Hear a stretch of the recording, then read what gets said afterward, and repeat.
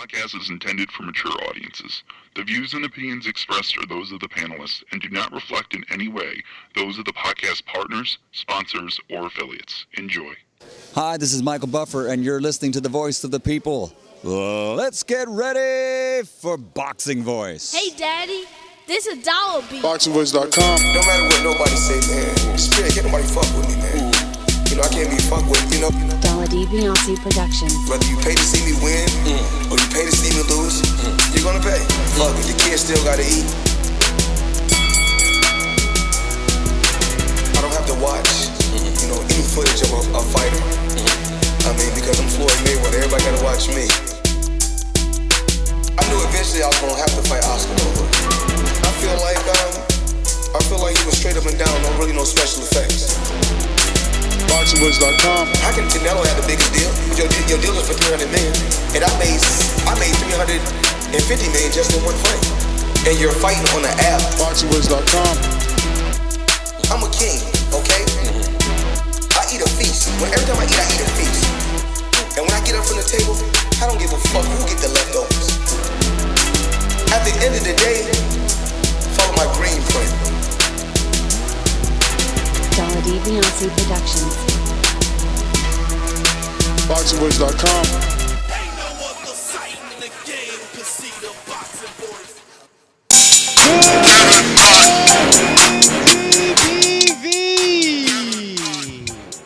That's right. The skipper temporarily fell off the boat. Right now, he's trying to get himself together. And we're coming into you guys this morning. Marioski, what's up? Chillin'. You know, with the topic of Keith Thurman asking for 10 milli. Whoa. That's a high number, especially around this time. And we just got to get it together and see if this is really something that Keith is just doing as a maybe high starting point in negotiation, or he really believes that he has to get this money. I mean, Skipper's back. What up, Champy? Well, I was always here. I didn't know I had the camera off. But, yo, I think it's more about trying to evaluate if Keith is worth the $10 million. If he's worth it, you know. And I think that the way that we do that is viewership numbers, purses, you know, potential sponsorship earnings, and then maybe a projection of what the pay-per-views for this fight could do.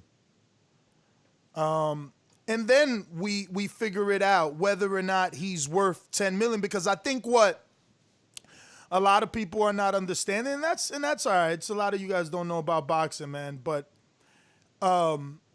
no one is considering that this is absolutely a flat fee. What does that mean, Ness? What does that mean? It means there's no upside. He's capped.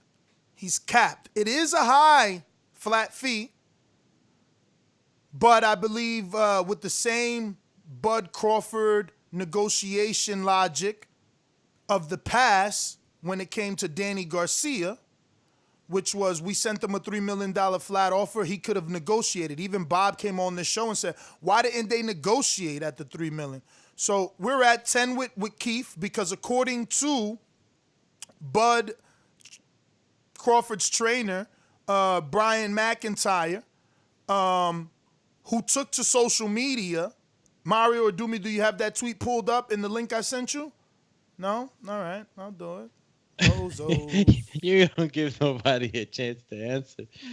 Bozos. No, you got it? No? Yeah, which tweet? The tweet from Brian McIntyre where he tells the world, he says, see, if Thurman wanted to fight, he'd have Al Heyman send the contract to Top Rank with a boatload of money. But guess what? He doesn't have a promoter to put up the money because Al Heyman isn't putting up ish. Now, all you people talking ish about Bud not fighting Thurman, sit down somewhere. Crawford haters are mad, Bomac said on social media. So somewhere he's indicated that Thurman wanted 10 mil. And the internet is running with it. Few other people assumed that 10 mil was the number. So we're evaluating, is he worth 10 million? Mario, do you think Keith One-Time Thurman is worth 10 million? On a flat fee. That's what necessary. For this fight, no.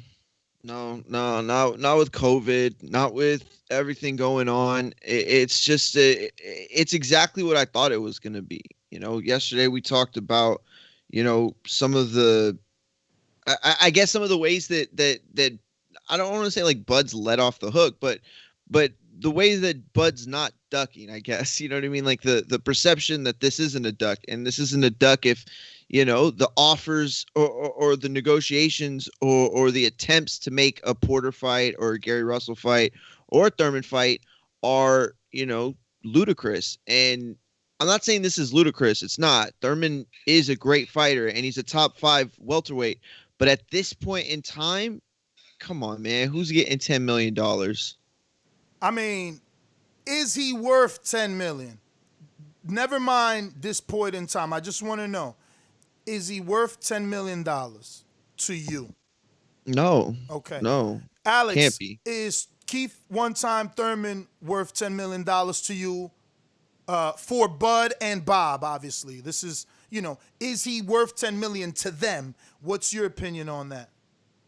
I mean, after looking at some of the numbers this morning, I'm gonna say that he was worth it with Pac, but I don't know if he's worth it now. It's just too many. It's too many what ifs, you know. He hasn't looked good. You know, he lost his O. I don't know how much that detriments and how much you want to ask, but honestly, I just think that he just shot for that number, and I think it's just he shot too high as a starting point for a negotiation. I mean, if he comes out and kind of says he really wants that and he's not going to take that, then I could take it more seriously. But if we're just going to run with that he's saying that he wants 10 million flat, I guess he's going to miss out on a lot of money, right? Essentially, if he doesn't get none of the upside. If you mean Keith, yeah. Absolutely. If there's an upside, because obviously we have to assume how well does this pay-per-view do?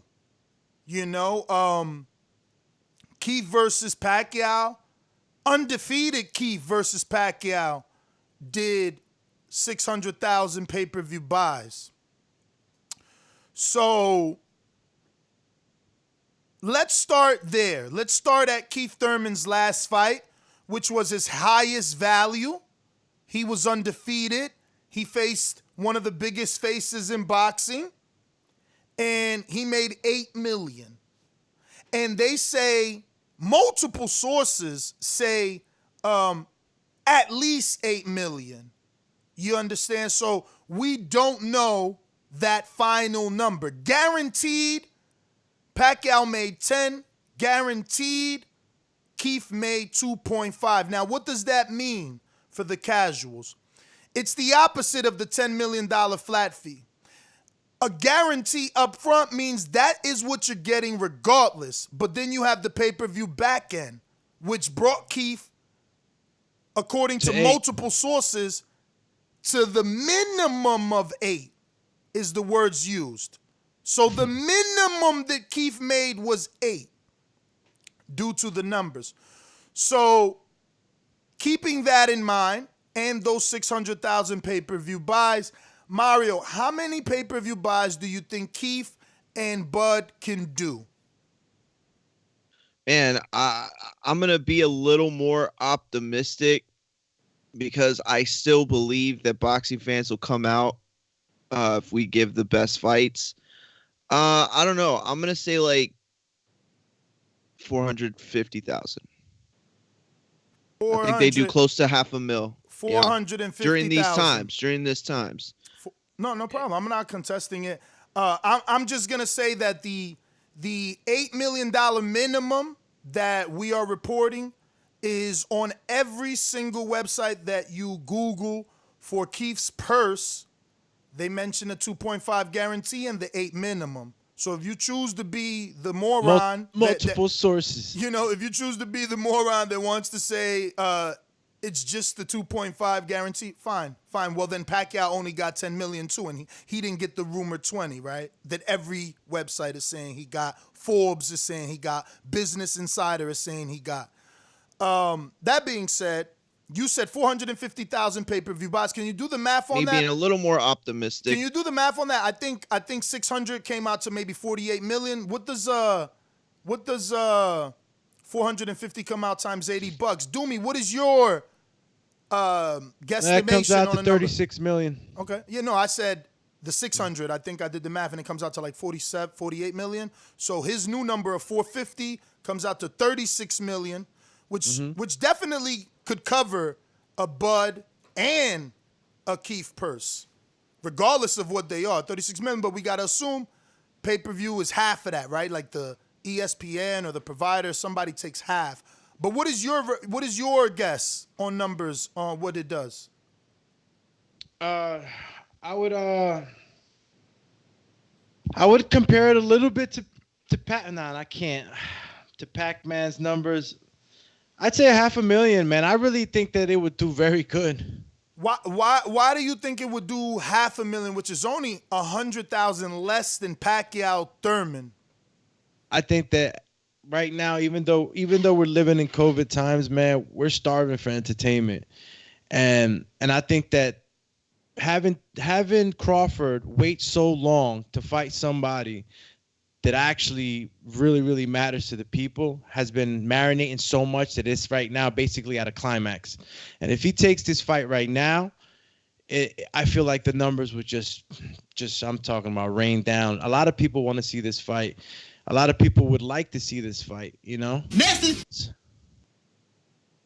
Yo, you got to remember, you like MIDI, bro. Remember, the message is just to aware you that a producer note is coming, never to stop Yeah, I keep forgetting that. Yeah, so no, like, I think a lot of people are very interested in this fight. And if it were to be made, it would just be something incredible, two sides making it happen. And, I mean, honestly, this would be his toughest match. Crawford would literally be giving the people everything that they've been asking for. And his viewership numbers, are pretty good. And a dance partner like Keith Thurman, I mean, people are saying that Thurman is the only one running the numbers. Like, come on now. Crawford is running the numbers as well. He's the one that the people are interested in fighting somebody that matters. Keith is just that guy that he's an entertainer, good talker, and he could make it for a great lead up to a fight. And he's an ex-champ, man. So it's a fight that I think would do good numbers regardless of the times we're in. And I think it'd be epic, man. It'd be epic. All right, we got a super chat from TJ using the Cash App at NESGTO, saving us that 30% that YouTube takes. He says, F what you on, Ness. What Thurman get for Pac? Start here. Well, we did start there, right? 2.5 guarantee, and every single website that says 2.5 says that he got 8 million. So, and that's the minimum. But Mario, I'll go to you because you automatically said Keith one-time Thurman, former unified welterweight, one of the only welterweights in this younger welterweight generation to have faced Manny Pacquiao, isn't worth the 10. Can you explain why Mikey received $7 million to fight Jesse Vargas? He's a welterweight that came off of a loss in a very successful, right? 400,000 pay-per-view buys. We can round out. Sure. Champ. I'm sorry. I thought you were asking me a question. No, My bad. I'm prefacing it. I'm putting everything together for the people. I'm giving them a reason why maybe Mikey could have gotten $7 million off of a straight-up one-sided ass-kicking to Earl. Then he comes back versus Jesse in his fight off a loss and makes $7 million. So, I don't know. Any explanation? Yeah, that's an easy explanation. Mikey Garcia was the A side, and Mikey Garcia is the person that they're building a brand around. Moving forward, I think everybody knew Mike Garcia was going to lose to Earl Spence. And I don't mean Mike Garcia and his team. I mean everybody that's in the business of Mikey Garcia. Everybody in the business of Mike Garcia said, hey, well, let's get him some primetime exposure on a major pay-per-view. So what? He's the B-side. Doesn't matter. Comes in, and then after that, we'll rebuild him, build him back up. Give him a fight that he can win, maybe another fight that he can win, then a Pacquiao fight that he's going to lose. So that's easy. With Thurman, this is different. The welterweight division is for the Lions. It's for the Sharks. It's for the Tigers and the Bears that maul each other. And you don't know who should be at the cream of the crop, because HBO used to put these graphics up and you'd see the welterweight divisions with Paul Williams and De La Hoya and Cotto and Pacquiao and Mayweather and everybody, right? Mosley. So this is the same exact example, except the difference is Keith lost. He lost his belt. He lost his opportunity to call himself the best welterweight. And it's no skin off of his back, I'm sure, because he knows that all it takes is one win. And this is that win. This isn't about taking short money. This is about recognizing who is the better fighter in this fight. And at the end of the day, $10 million during COVID times might as well be $100 million. And I don't think that oh, I'm sorry. Go ahead. The question was, show us why Mikey was worth $7 million. I know you started with saying they were rebuilding. Well, I answered that. Yeah, my bad. Go ahead. Yeah, I don't know, because you went on a tangent there. I'm just my bad. Yeah. Just trying to bring you back in. Gotcha. But you're saying Mikey. I just want to be clear, because you said so much extra. Is he saying that Mikey was worth the $7 million to Dazn because he was worth the you said rebuilding? Yeah, because listen, that's the Mikey Garcia brand. You understand? They're starting off to rebuild him. They know what he can draw. They know what he can bring to the table. With Keith, this isn't Keith's fight. Keith is the opponent. Keith is the Lopez in this fight. Yes. I mean, I'm sorry. Wait, who did he fight? Vargas. Vargas. He's the Lopez in this fight. Well, Vargas. I'm sorry. Yes. But Mario, you do understand that in your scenario, right? Mm-hmm.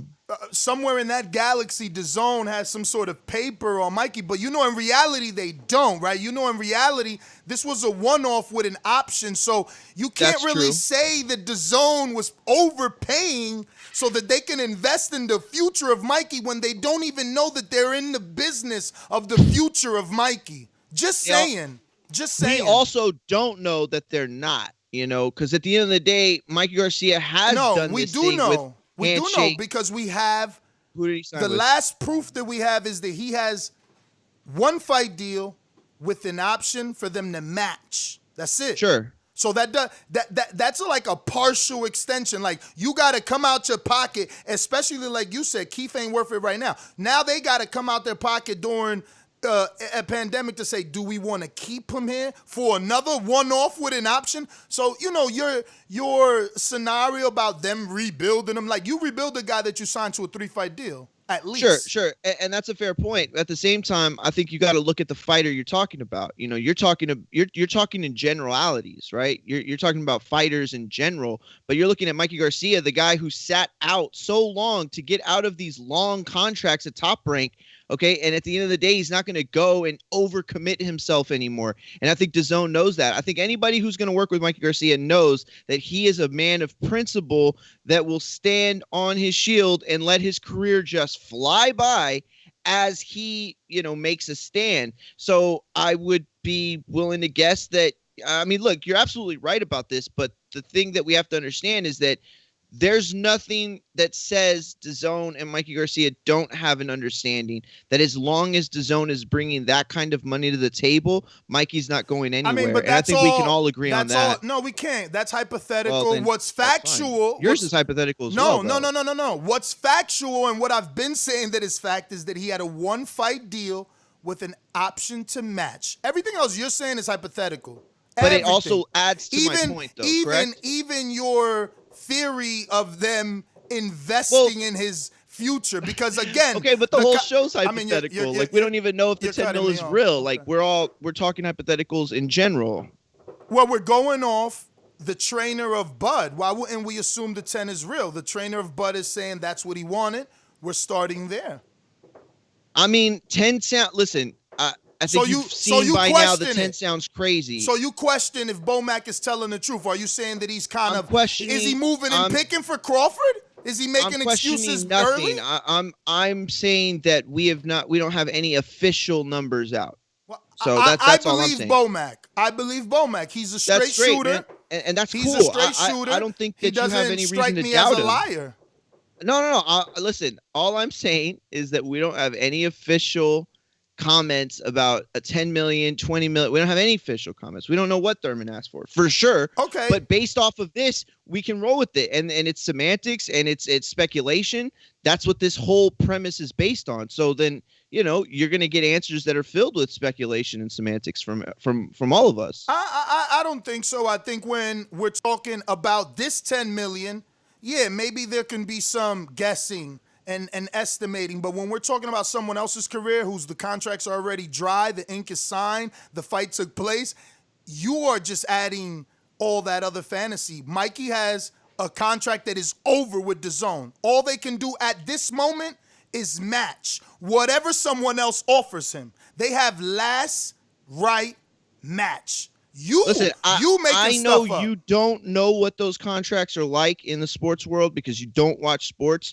But those matching contracts, those are usually basically a general, extension agreement that we're gonna. Yeah, it's a loose extension essentially. It's a way for them to up the price on the person that they're eventually going to go with.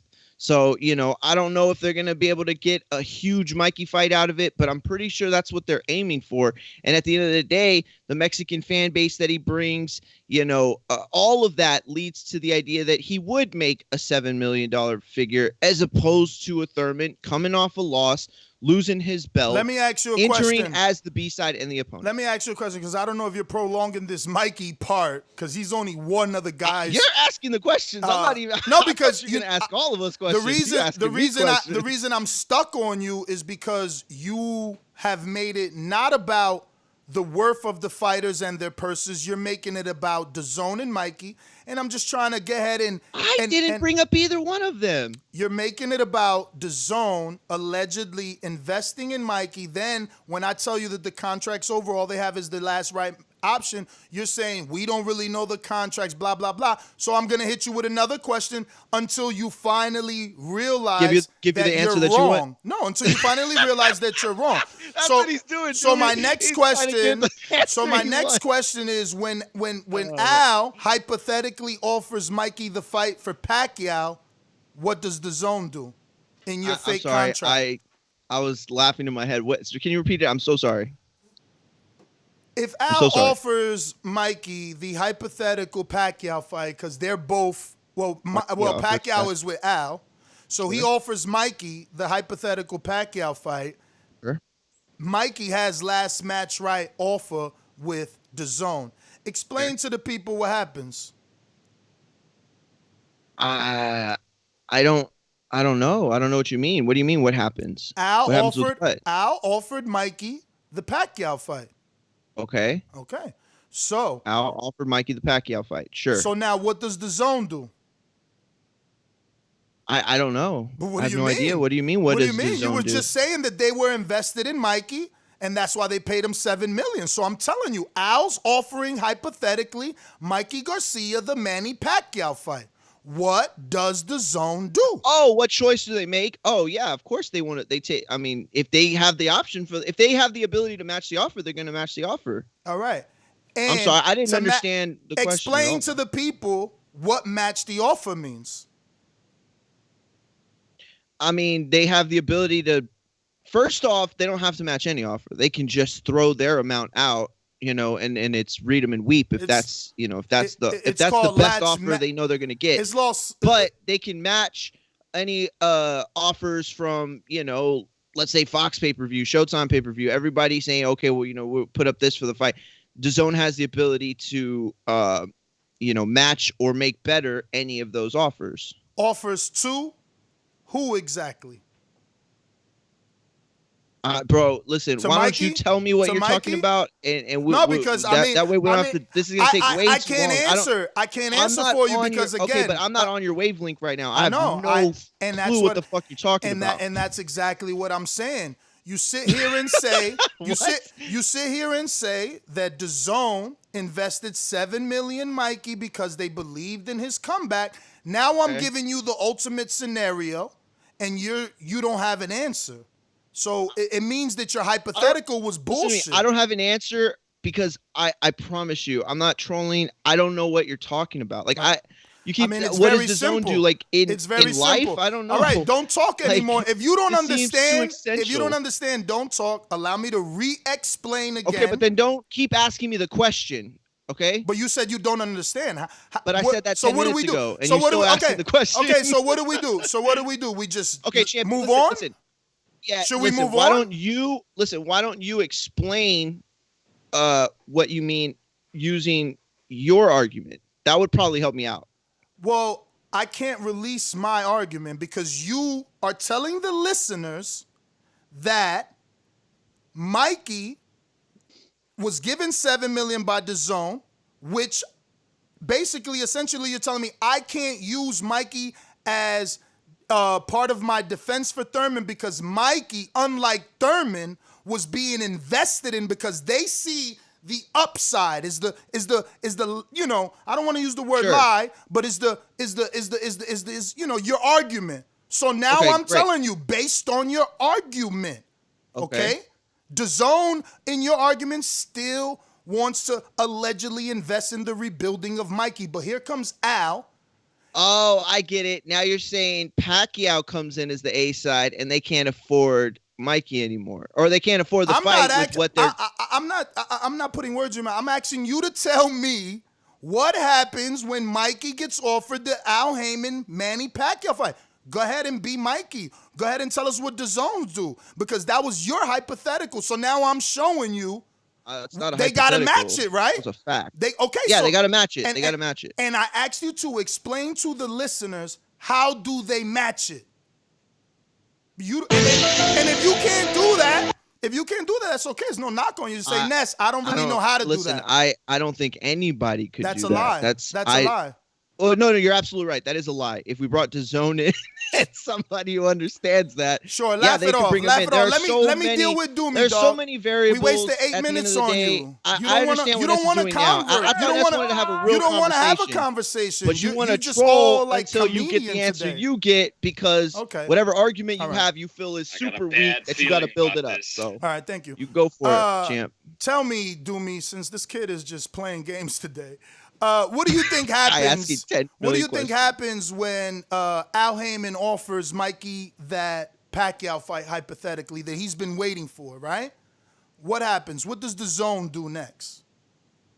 Well, am I following the same argument you were talking about protecting the brand or building his brand, and they were invested? No, in Mikey? You don't got to go down this. This kid jumped off a cliff. No, you got to read his mind. Mario, I'm talking to him. Get over here! I'm talking to him. You're trying to make jokes consistently. Please. No, I'm serious. I'm just trolling. I know, and I'm being serious, and I'm asking you now to just listen to me. Okay, gotcha. You're making jokes because you don't get it. And you're ruining it. Just let's move on. You don't get it. Now I moved on to Doomy. Let's move on for sure. So chill. So yeah, you don't have to follow his argument. You don't jump off a cliff. It's whatever you think is gonna happen. That's it. They got last match right. Why is it so hard? All right. So what does DAZN do? Al Heyman gives Mikey the Pacquiao golden ticket. Right. What does DAZN do?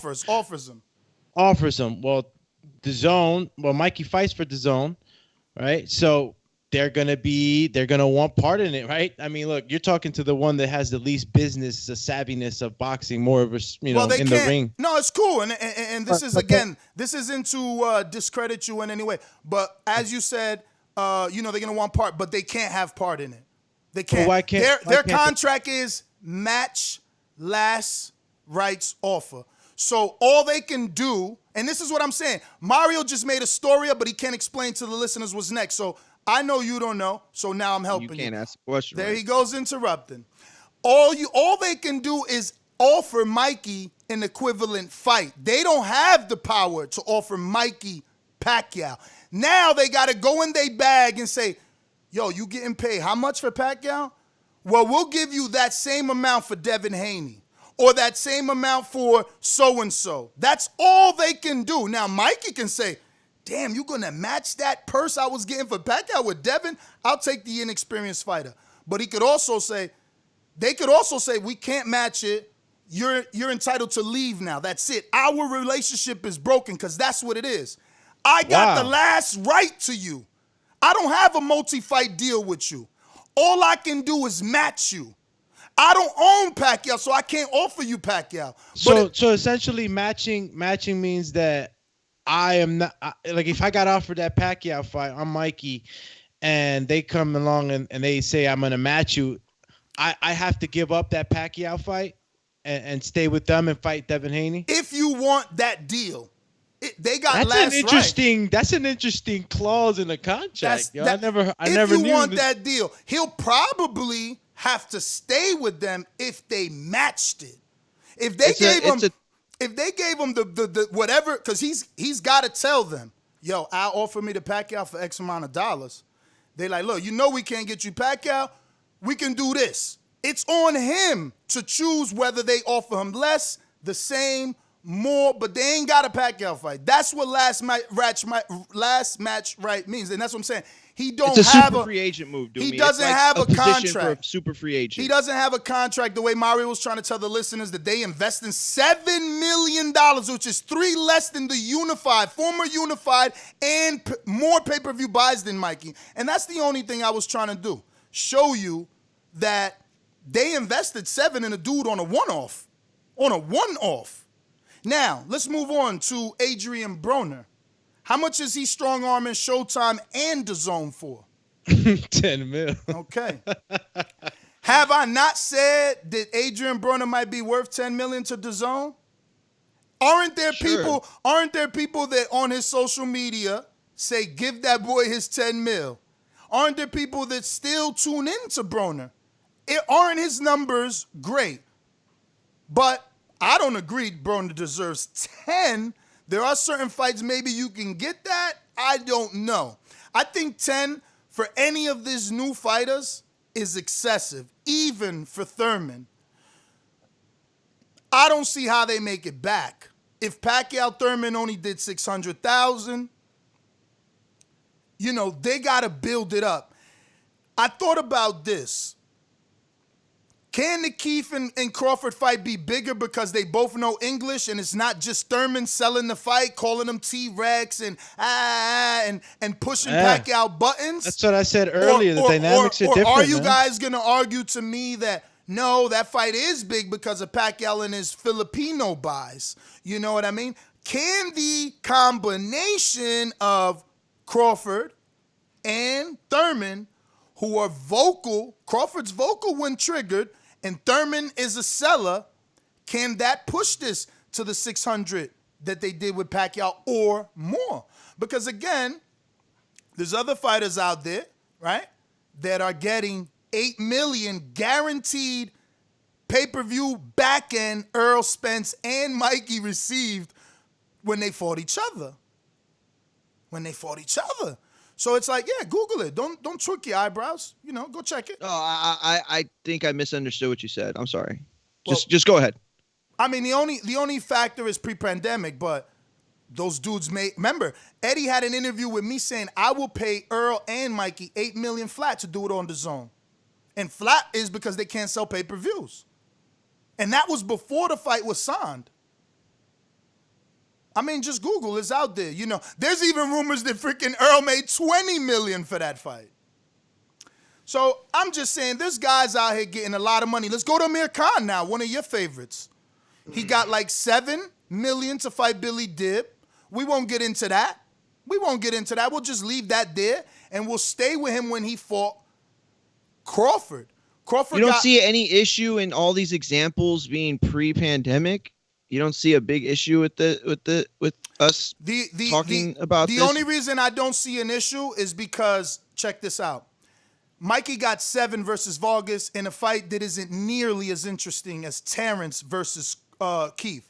Like a week before everything shut down. Yeah, exactly. Yeah. Okay. That's crazy. What was the next one I just mentioned right now? You had mentioned Billy did. No. Let's Con. go to Earl. Let's go to Earl and Mikey. We all knew Mikey was gonna lose. So Crawford Thurman is way more interesting.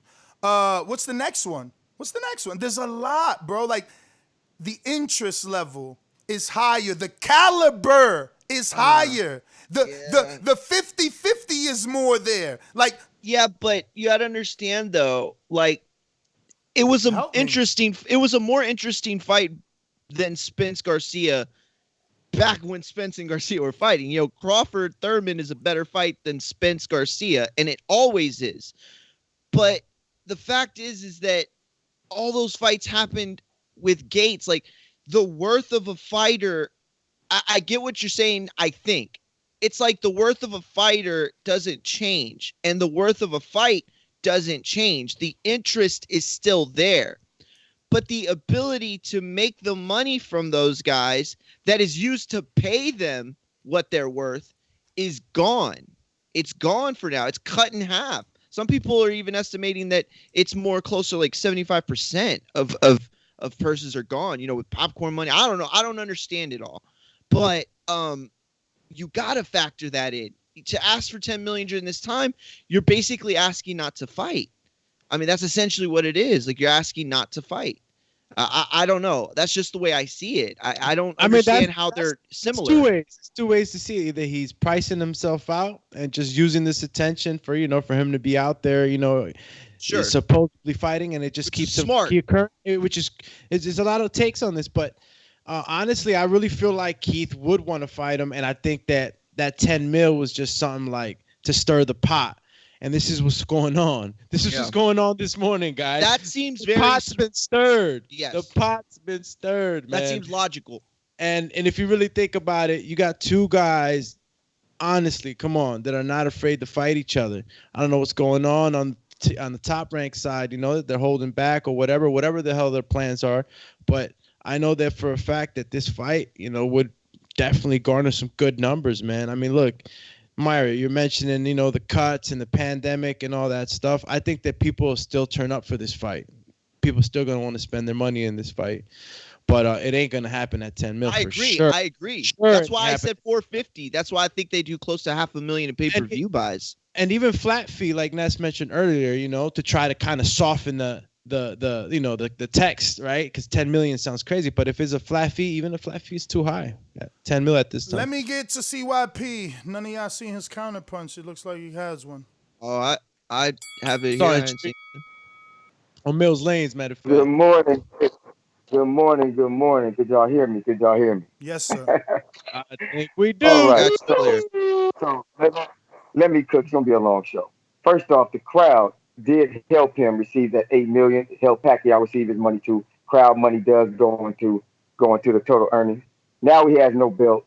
Now he has no O. And he's with a guy who's not a proven pay-per-view star. He's still number one pound for pound, but he's not a pay-per-view star. And you want us to believe he should get the same amount of money. And last, right of first refusal is an investment in the athlete and helps him on his next deal. I've had one. I've signed one. My athletes have signed it. What happens is when that year is up or that contract is up, the next person who signs you has to give you a good deal because they know the other company can match it and steal that. So you automatically get highballed on your next offer, regardless. Cut it. But that's what I said. Yeah, that's absolutely 100% true. But I gave you the perfect scenario. It doesn't matter. It sounded like you were saying it's not an investment of any kind. It's not the investment. No, don't change my words because I'm trying to tell you what it sounded like to me. Sure. Whenever you're done, let me know. I don't really like you cutting me off. Okay, I'll make the point that CYP is 100% right. And if you look in other sports, not only is it an investment, but you're basically giving power to the fighter. And if you're the fighter, Mike Garcia, and you understand what Dazn is giving you in that kind of match offer, you understand that. I mean, that's a really big position to be put in. And that right there, Ness. Thank you, CYP. Seriously, thank you. That's why I didn't understand your question at all, because exactly the first statement out of his mouth was, you know, how did Mikey and Pacquiao get that money? They got help with the gate. You know what I mean? That's why when you kept saying, well, what are they going to do? I'm like, I don't know. How are they going to fix that big hole in that pricing. It's just too big. So you're saying the exact opposite of what Bud is saying. Bud is saying, I don't care about pandemic, pay me what I'm worth. You're saying Keith is wilding. This was post-pandemic, he can't get that, but Bud could. No, I'm not saying Keith's wilding because I don't know if Keith is the one who's asked for 10 million, but yeah, I said the same thing about Bud. I thought we established that we were gonna go based off the trainer. I thought that came out of your mouth. But I'm not going to sit on air and call Thurman a liar or an idiot for something that he may or may not have done. You know what I mean? Like liar and idiot. Where you? No, or I'm not going to say. Words? I'm not going to say anything about him if I know as far as the 10 million is concerned. If I don't know that he's the one who asked for 10 million. You know what I'm saying? All right. So moving on to Amir Khan, he received 5.5 million plus upside, coming off of multiple losses. And a tune-up versus a 130-pounder or 36-pounder in Billy Dib. So, again, I'm just showing a pattern of smaller, non-really welterweights making that type of money. I also sent you guys another link there of Danny Garcia purses. Did you click it? Call me Danny Garcia. I guess not. Dudes do zero research, fellas. That being said, if you look at Danny's purses, I sent you those. He's got a purse. If you look at the article, he's got purses for every fight, and he was offered bonuses. Amir Khan, there was a winning bonus from Golden Boy of $50,000 that Danny got on top of his purse. With the Judah, he had a guarantee. And he got another $500,000 back end winning bonus. Herrera, same thing, another $500,000 back end. The Ivan Redkach, another $500,000 back end. So just saying, man, that there seems to be ways to get it done. And if you can offer a dude $2 million versus Redkach, I'm pretty sure they can offer Keith somewhere in around that number, especially when you have so many other less prominent figures in the welterweight division receiving in and around that number. You understand? So is he worth the 10? Probably not. I'm going to take the, Stone Bone argument and the Brandon argument when it came to Danny and say this is a starting number. They need to find the right one that works for them in between there. But let me tell you, in my opinion, that number isn't lower. It's in between 7 and 10 based off the surrounding welterweights and what they get.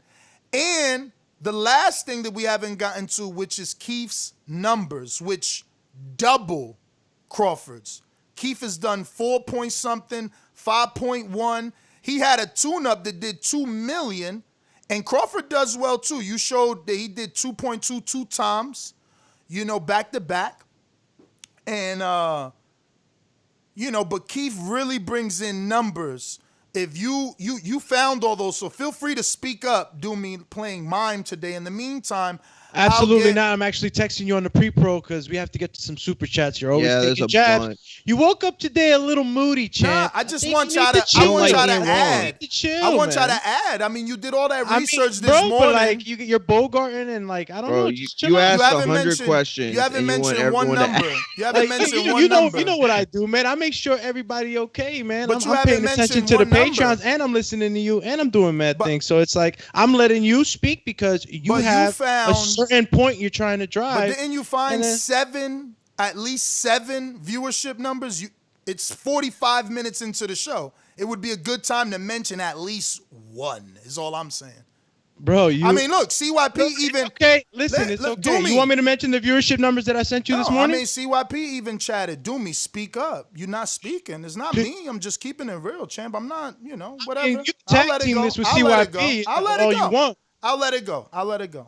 I'll read you the viewership numbers that I sent you this morning because you're saying on air that I haven't sent you, that we don't do no research, and that's unfair. No, I said you found 7, so say something. It's 45 minutes in. Hey, can you notice that you were going on a serious back and worth it? Yeah, you gotta Champ, replay the show today. Doomy, did I not come me back? just- Did I not let me come just read to a- you when we talked to Mikey? I said, Doomy, give me your take. I did give you a that take. was the point for you to say, well, you know, we got these Champ, viewership Champ, numbers. I don't know what's going on, but I'm gonna give you the viewership Go ahead, numbers. Go Okay. ahead, Champ. Do your thing. Let me get to it. All right, Pac versus Thurman. That was okay. Those were the money purses I sent. Okay, Khan versus Crawford. Average viewership was 2.2 million, and it peaked at 2.7. Carried on the regular ESPN, which was the most viewed fight of 2018. And I'm giving you Crawford numbers, right? Crawford versus Benavidez, average 2.2 million viewers. Crawford versus Velasquez peaked on ESPN's telecast at 1,648,000 viewers. And I couldn't find Jeff Horn's number for some reason. I couldn't find those. That's a good number. But for a person that we knock on that doesn't bring in the viewership and that, he doesn't talk much on the out in the public, he had the most viewed fight in 2018. So, numbers can definitely defend Crawford to those that say that, he doesn't pull in numbers. He had a fight that was most watched. So, any other numbers you were looking in particular that you probably want me to look up, or just whatever viewership I know found. that I know Crawford we're trying to Khan compare, had 14,000 people in attendance. That probably helps with what did that making back that money. What did that generate? What did that generate? 14,000 people at what? Because Pacquiao Thurman generated $1.1 million. Excuse me, Pacquiao Porter generated $1.1 million in ticket sales, which made it the highest in history for the Barclays Center. And again, these are key points that you need to bring up when saying that someone is or isn't worth some money. And there it is. I'm not just bringing up, tickets and not how much they made, because it doesn't matter, what you sold. It matters what you made. No, I feel you on that. I think also, though, it also squashes. It's the only argument you need when, talking about numbers in the past and numbers now. That's the only number you need is the gate number, because that shows you what kind of chunk it's taken out of the overall amount of money that they make. Champs, let me get it to a couple of the super chats. Let me read these viewerships real quick. Thurman Guerrero, average 3.13 million viewers, peaked at 4.2 million. Wasn't that NBC? Let me see if it says where it aired. I think it was NBC. Not sure, but this is NBC. Viewership on NBC. So 4.2. Okay. Thurman Collazo, 1.1. Okay. Thurman Porter, 2.4. Thurman Garcia, 5.1. And then obviously he faced Lopez and did,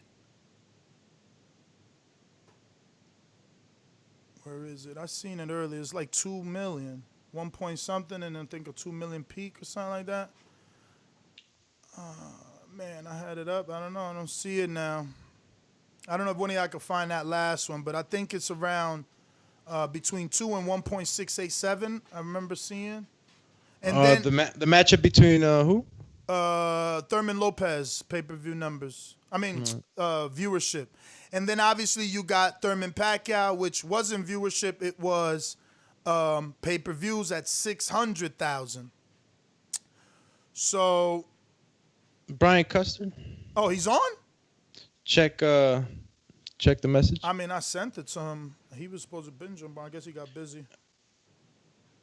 While you do that, let's hit the super chatties. All right, super chatties. Oh, you got them already pulled up? Yeah, Mills Lane says Pacquiao owns his promotion. Dazn can offer Pacquiao what he wants and have to pay Mikey 10 or whatever he accepts. Oh, Pacquiao owns his own promotion. Yeah, he does now, right? What? What was that? He's saying Pacquiao owns his own promotion, so Dazn can offer Pacquiao what he wants and have to pay Mikey 10 mil or whatever he accepts. Oh, I think he never got the link, champs. Damn. Ooh. I'm like, yo, I sent you that link at 9:30. There was one before him with Candy Slim. I don't even remember if we got to that one now. Well, go ahead, read it. Let me get that one. Mikey had a crowd, and DAZN was trying to get Mexican subs, which helps for Canelo. Good point. Yo, I didn't even think of that. Good point. And you go, Joe Lasisi says, since Gary Russell wants to go to 147 and Ness agreed, Keith looking for a fight. In-house fight, easy to make for Al, and he can pay them 10 mil. Ness agrees. Yeah. So this is the funny thing. Why the pandemic matters when it comes to Bud making a fight with a PBC fighter, but no one is applauding Al for making Danny versus Earl in-house. You know? What? Like who didn't applaud him for that? Is that fight like not on the level of Crawford and Thurman? Like, is it cheaper? You know, does Earl certainly a lot less difficult to make? Does Earl make less money? Okay, and you see, this is why me and you have these problems, right? Because do you understand and can you explain to the people what a flat fee is? I can't explain to the people that we had problems. I didn't know we had problems. I thought we were cool. What is a flat fee? A flat fee is the fee that you get. It's that. That's it. So, an example, if Thurman's asking 10 million, he gets 10. He doesn't get any back-end money from pay-per-views, no popcorn sales, no mutual T-shirt sell. No, he probably gets that though. You can't sell his picture. Yeah. So you're done, hope I right? explained it. So you're done.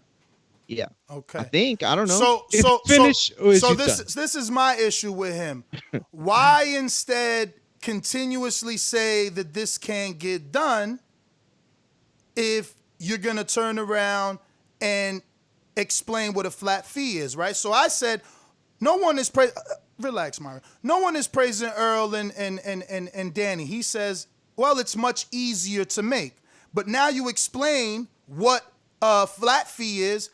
It sounds like it's easy to make Terence Crawford and Keith Thurman. If you give him a flat fee, he has no promotional rights. He is selling you his services. So why would that fight? So it's my verbiage. You're cutting you have me a off. problem You're with. cutting me off again. I specifically let you speak. I'll just Go go ahead, to Brian go ahead. Custer, brother. I see you. You can't take it today. Brian, Go what's up, brother? Good morning. He's not there. Bro. Nah, he said give him a chance. Ness, how are we? How are you, man? What's up? I mean, What's going on, Brian? I'm trying to have a good morning, but I have these very negative people on the panel here they're trying to convince me that Keith isn't worth anywhere between the 7 that Mikey received and the 10 that he's allegedly asking for, based off your very explosive interview and quotes. This thing has not stopped. I mean, I've been doing Crawford shows daily. But yeah, man, I mean, look, I don't know how much you can and can't say and if you're allowed to talk freely, but is a guy like Keith Thurman worth, I don't know, this alleged $10 million to ESPN, Bob Arum, and Crawford, in your opinion? During this pandemic. You know, listen, I think a lot of it has to do with how much you're going to charge for the fight. It's a lot of money. I mean, I think we had talked a while back that I think one of the things that the pandemic will do is bring back the economics of boxing back to where they should be. And I think they kind of got a little bit out of whack with so many people coming into the marketplace, whether it be DAZN, whether it be ESPN, Fox. They started paying an exorbitant amount of money to some of these fights, and fights that really shouldn't have been pay-per-view and otherwise big time money fights. They should have just been, fights that you see on either regular TV or a main event on Showtime Championship Boxing, but they were paying them like they were pay-per-view type fights. So I just think because of the pandemic, I mean, you got to scale down the price for some of these fights. Listen, if Keith feels like that's the amount that he's worth, he's entitled to that. I just think from a business perspective, especially when you can't have fans and you can't have that gate to help make up for something like that, it's going to be very tough to try to pay those fighters like that. So, what about on pay-per-view? Is this a fight that they could do on pay-per-view? And obviously, not factoring in that $10 million. Because my argument is, if Mikey's worth 7, if Broner off of losses is asking for 10, if Keith earned 8, he gotta be in somewhere in there. Like, you can't tell me Mikey gonna get $7 million off of a beatdown and Keith can't get $7 million off of 600,000 pay-per-view buys and one of the biggest welterweight fights he's ever had in his career, being a former unified champion, only losing once to Manny Pacquiao. Like, it just screams we need that name on our resume to me, and it's worth the investment. No, and I understand what you're saying, Ness, but then again, let's put it in perspective. You're talking about Mikey Garcia making that money at Cowboys Stadium with Errol Spence, who is turned himself into a pay-per-view type person. There wasn't a pandemic. People were working. So you got to add that into perspective. So when you look at where we are now, again, that's just very hard to make that. I think it would be a phenomenal fight. I really do. I think if you're Bud Crawford and you're looking for legacy fights that you can say, hey, look at my resume. I think it's a great fight to have. Again, you're going to have to try to work out the economics. And should Keith Thurman make about $7 million? Okay, yeah, maybe in theory, but that's just not the way the economic times that we're in right now, that you can justify something like that when there are no fans and there are so many people hurting financially. You guys jumping in, no? Yeah, no, listen, Brian, we were, having these conversations. I honestly think like the pandemic is just one of those things where it's really hard to navigate, right? We don't know where we're going. We don't know how. But I got to tell you, I am like so embarrassed right now that I didn't even think of that point of the landscape of pricing coming down. Well, no, that all that alone was great. But the fact that you're absolutely 100% right that this could lead to a position where these exorbitant amounts that can't be lived up to, that are only going to bankrupt the sport. But let me ask you, in all seriousness, do you really honestly think that this could cause a major shift? Do you really think that this is going to be the starting point where a year, 2, 3 years from now, this is the place where, we kind of sailed the ship? And I say we, but, the networks, the fighters, the promoters, they all sailed the ship back? Well, I just think that, especially from the network perspective, I think they've looked at their bottom line and said, we can't get fans in the seats. So that is going to affect how much we start paying you guys. And again, I know that there are a number of networks who were looking around and said, why are some of these networks paying these guys this exorbitant amount of money? Do they deserve it? Absolutely. They're getting in the ring, putting their life on the line. Absolutely. But then just the economics had gotten out of whack. Look at Dazn. I mean, Dazn almost went under because they were just throwing money out left and right. They threw Canelo, who's a phenomenal fighter, an exorbitant amount of money. And now, look, it's gotten to the point now where they're even denying fights. Like, we're not going to broadcast Canelo fighting this guy. That's not going to do numbers for us. And we're not going to make any money off of that. No way. And so now you can see how they have all of a sudden changed their economic model, because initially they were allowing Canelo to fight you, me, Ness, and putting it on, and then seeing that money was just going right out the window. You can't do that stuff anymore. So now these guys have to be smart about how they're going to match fights and how much they're going to pay for them. Would they love to see Bud and Thurman fight? Absolutely. But it's got to be, because there's no fans, Maybe you only make a couple million. Maybe you only make $1.5 million. Maybe you make 3, but that's all they can pay. So, okay, but then how do and I understand that fully and it very well put, but now moving forward, how do we do our job? Like, and I mean this seriously, how do we do our job every day? How do we do our job as, people that talk boxing and love boxing and share, our experiences with boxing with people that are right now seeing, well, Thurman wants to fight and Crawford wants to fight and Pacquiao wants and Earl wants to fight, but these fights aren't getting made. Every day we see fighters coming out on social media saying that they want to fight. How do we do the job? Like how do we rectify that? Well, the fights that can't happen. Well, listen, it's a great question, but it's one I think that the fighters are going to have to answer, because you're right. I think what happened with Keith looked around the landscape and said, wait a minute, Sean's got to fight. I don't know who this guy is. He's fighting, but he's fighting. Danny and Errol are fighting. Oh, wow. He's looking like, well, where's my fight? And he looked and said, well, to me, the biggest name in the welterweight division who's not fighting right now is Bud. Okay, well, let's get it. This guy, if this guy says who he says he is, then let's get it. Now, obviously, there's some posturing as well to try to lure him into that fight. But I think that's probably what happened in that case. To answer your question, look, there are a number of guys who've been sitting out and been on the shelf and they want to fight. But now networks are coming to them and saying, okay, well, yeah, you're right. We'll get you a fight, but here you go. You're going to fight this guy, but you're going to fight him for this price. And now it's up to them whether or not they want to accept that or not. Yeah. And I think that's where we are. You remember when I talked with Bud, if you remember, and you know that in that interview with Bud, I told him, I said, look, we're in a pandemic now. Will Bud Crawford accept a pay cut?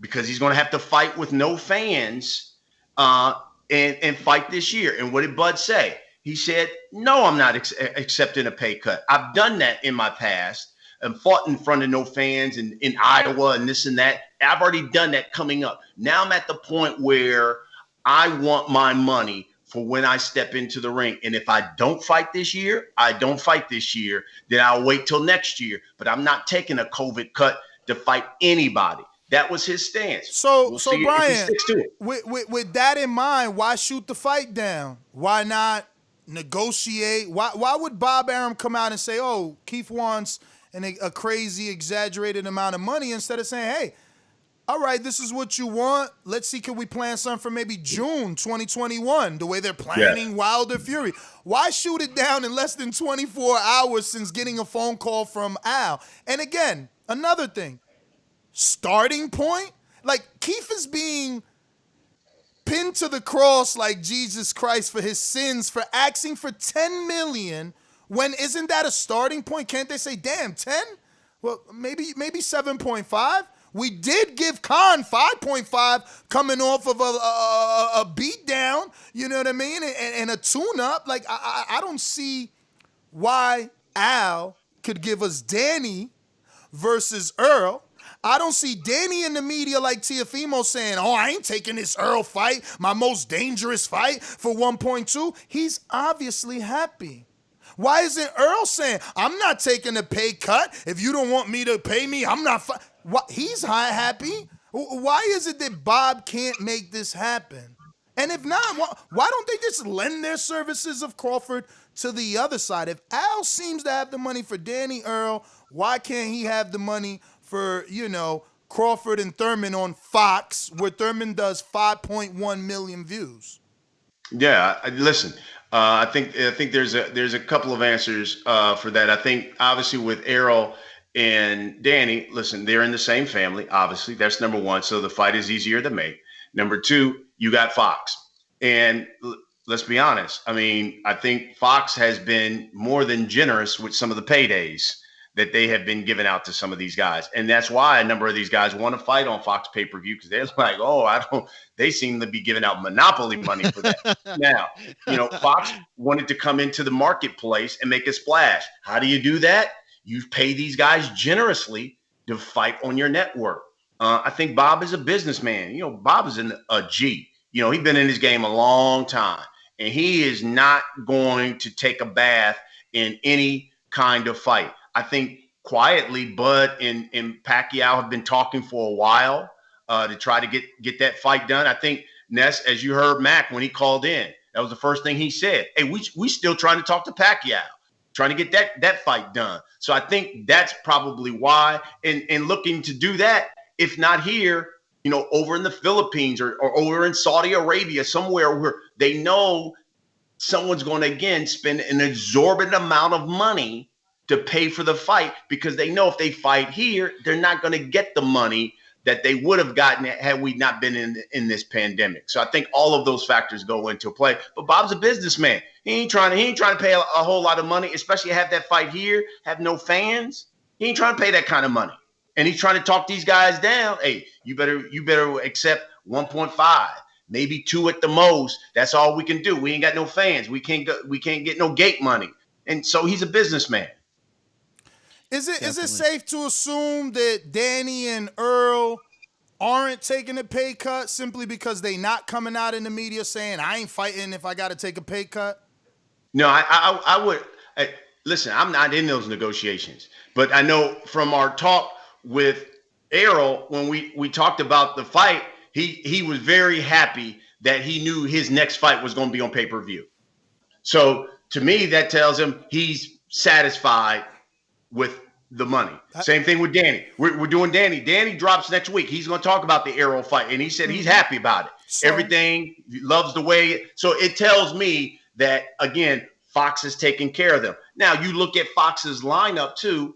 It's not the strongest lineup that you've seen when they talked about they rolled out all of their fights they have coming up. So maybe you earmark a nice part of your budget for this pay-per-view to try to get people to watch. And that means maybe spend the money that you have to get an Errol and to get a Danny to fight there. Now, Based off your interview with Terence, you believe he was asked to take a pay cut, or was he just simply taking a stance so they won't ask him?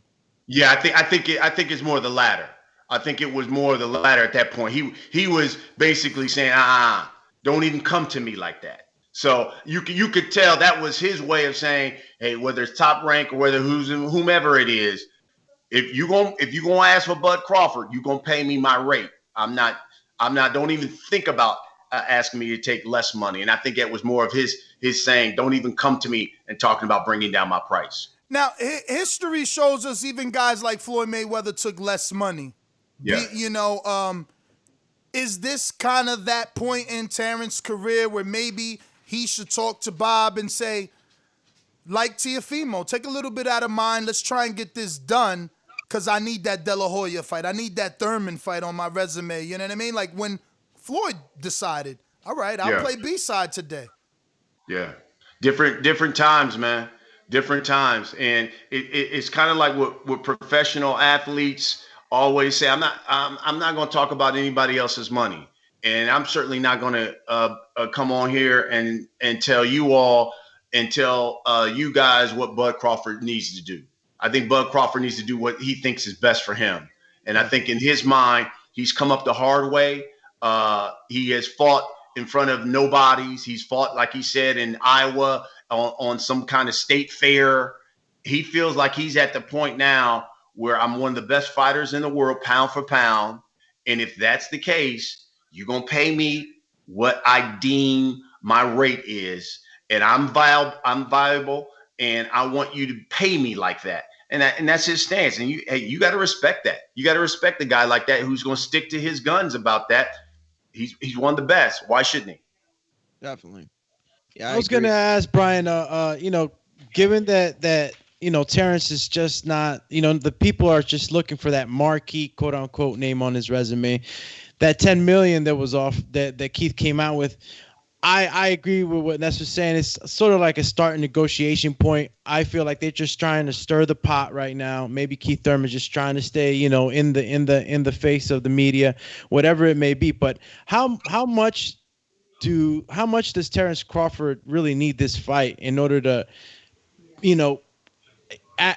vindicate him in front of the eyes of the many that say that he hasn't fought no one? Yeah, I think all fighters, man, they want to fight.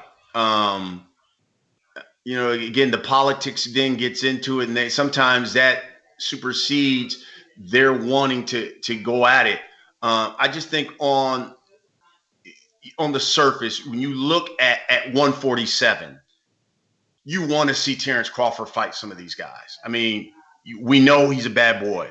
We know what he can do. I mean, you want to see him. I mean, I would love to see him fight Sean Porter. I would love to see him fight Keith Thurman. I would love to see him fight Errol Spence. Love to see him fight Danny Garcia. All of those type of people. I think those fights need to happen. I understand that Bud feels that he is the best, and he's not going to come out here and say, yeah, I need those guys on my resume. But I think when you look over the landscape, absolutely. Bud Crawford cannot retire or cannot walk away from this sport and not have some of those guys on his resume. You're going to need that. You're going to need it. I agree. You're going to need it. And by the way, Ness, didn't I tell you Keith Thurman was going to spit some fire in there? I wasn't joking. I told you, man, after we got done with that episode, I was like, oh, boy, people going to be talking about this one because he was fired up, man. Nah, you got to get him back, man. You got to get him back and figure out, the same thing. Like, is he willing to come down a little bit? We got to keep the pressure on both of these parties to make this fight. I mean, everyone else is pretty much occupied. Like, it's just these four guys, Crawford, Thurman, Mikey Pacquiao, and it would be good for these guys to fight each other. Now check this out, Ness. Because I love you, I love Lex, I love Rio. I'm gonna give you another something. So we got Danny Garcia next week, and that one's gonna drop. So folks, make sure y'all go to the Last Stand podcast, subscribe. Danny Garcia not only talks about Errol in depth, he talks about why he wants this fight, why he believes it's the right time to fight Errol. He talks about how he saw him fight Mikey Garcia, and that's when he said he really started licking his chops about wanting to fight him. Then he talks about how after the Sean Porter fight, that he really wanted to fight him. But the thing that's kind of surprising from Danny's perspective, he talks about Mikey Garcia and that fight. And he dropped some gems on why that fight didn't happen. And I was like, wow. And he gives dates, this and that. And I was like, whoa. So that Mikey one's ducked good. him. So Mikey was ducked that him. close? Whoa. So Mikey ducked him. Yeah, so he dropped some gems on that one. But you know what? For Mikey, it probably was right before getting that Earl fight or after the Earl fight? Yes. After the Earl fight. Yes. Yeah. It's a dangerous time for Mikey. He's trying to stay. He's trying to stay available for Pacquiao. You fight Danny, it's not a guaranteed win. So then that Pacquiao fight is off the table. Fight Jesse, you remain in the win column. You can still get that Pacquiao option because I think he's the only realistic option right now. I know Bomac said Qatar is going to pay for it, but and we just, matter of fact, we just did an interview with Tank, and so that one's pretty good. I mean, I tried to grill Tank pretty good about his weight, obviously, making weight with Leo because there are supposedly some severe ramifications if he doesn't make 130. We talked to Tank about what's the best weight for Gervonta Tank Davis. He talks about that, and he talks about who he wants next. Because we talked about all the guys who have called him out. He responds to all of them, and I said, but who is next for Tank Davis after Leo Santa Cruz? And that one was kind of surprising to me. So that you'll enjoy that. And, listen, I grilled him on a lot of stuff. He was very honest about it. I asked him about the viral video from earlier this year when he grabbed his baby's mom. He talked about that. So yeah, it's pretty in depth with Tank as well. You'll enjoy that one too. Brian, we got a good question from one of our Patreons. Is can you get Andy, man? He's like the guy that can't be interviewed anymore. Can you get him on? Yeah, you know what? I'm gonna work on that one, man. I've been trying to work on uh Vasily Lomachenko. That's who I really want. So I'm trying to work to get him. Tiafimo too. I want to talk to him. So yeah, I'll definitely work on Andy Ruiz. Yeah, I'll definitely do that. I'll definitely. Brian, did you come across that article on ESPN? And man, I feel so bad. I don't remember who wrote it.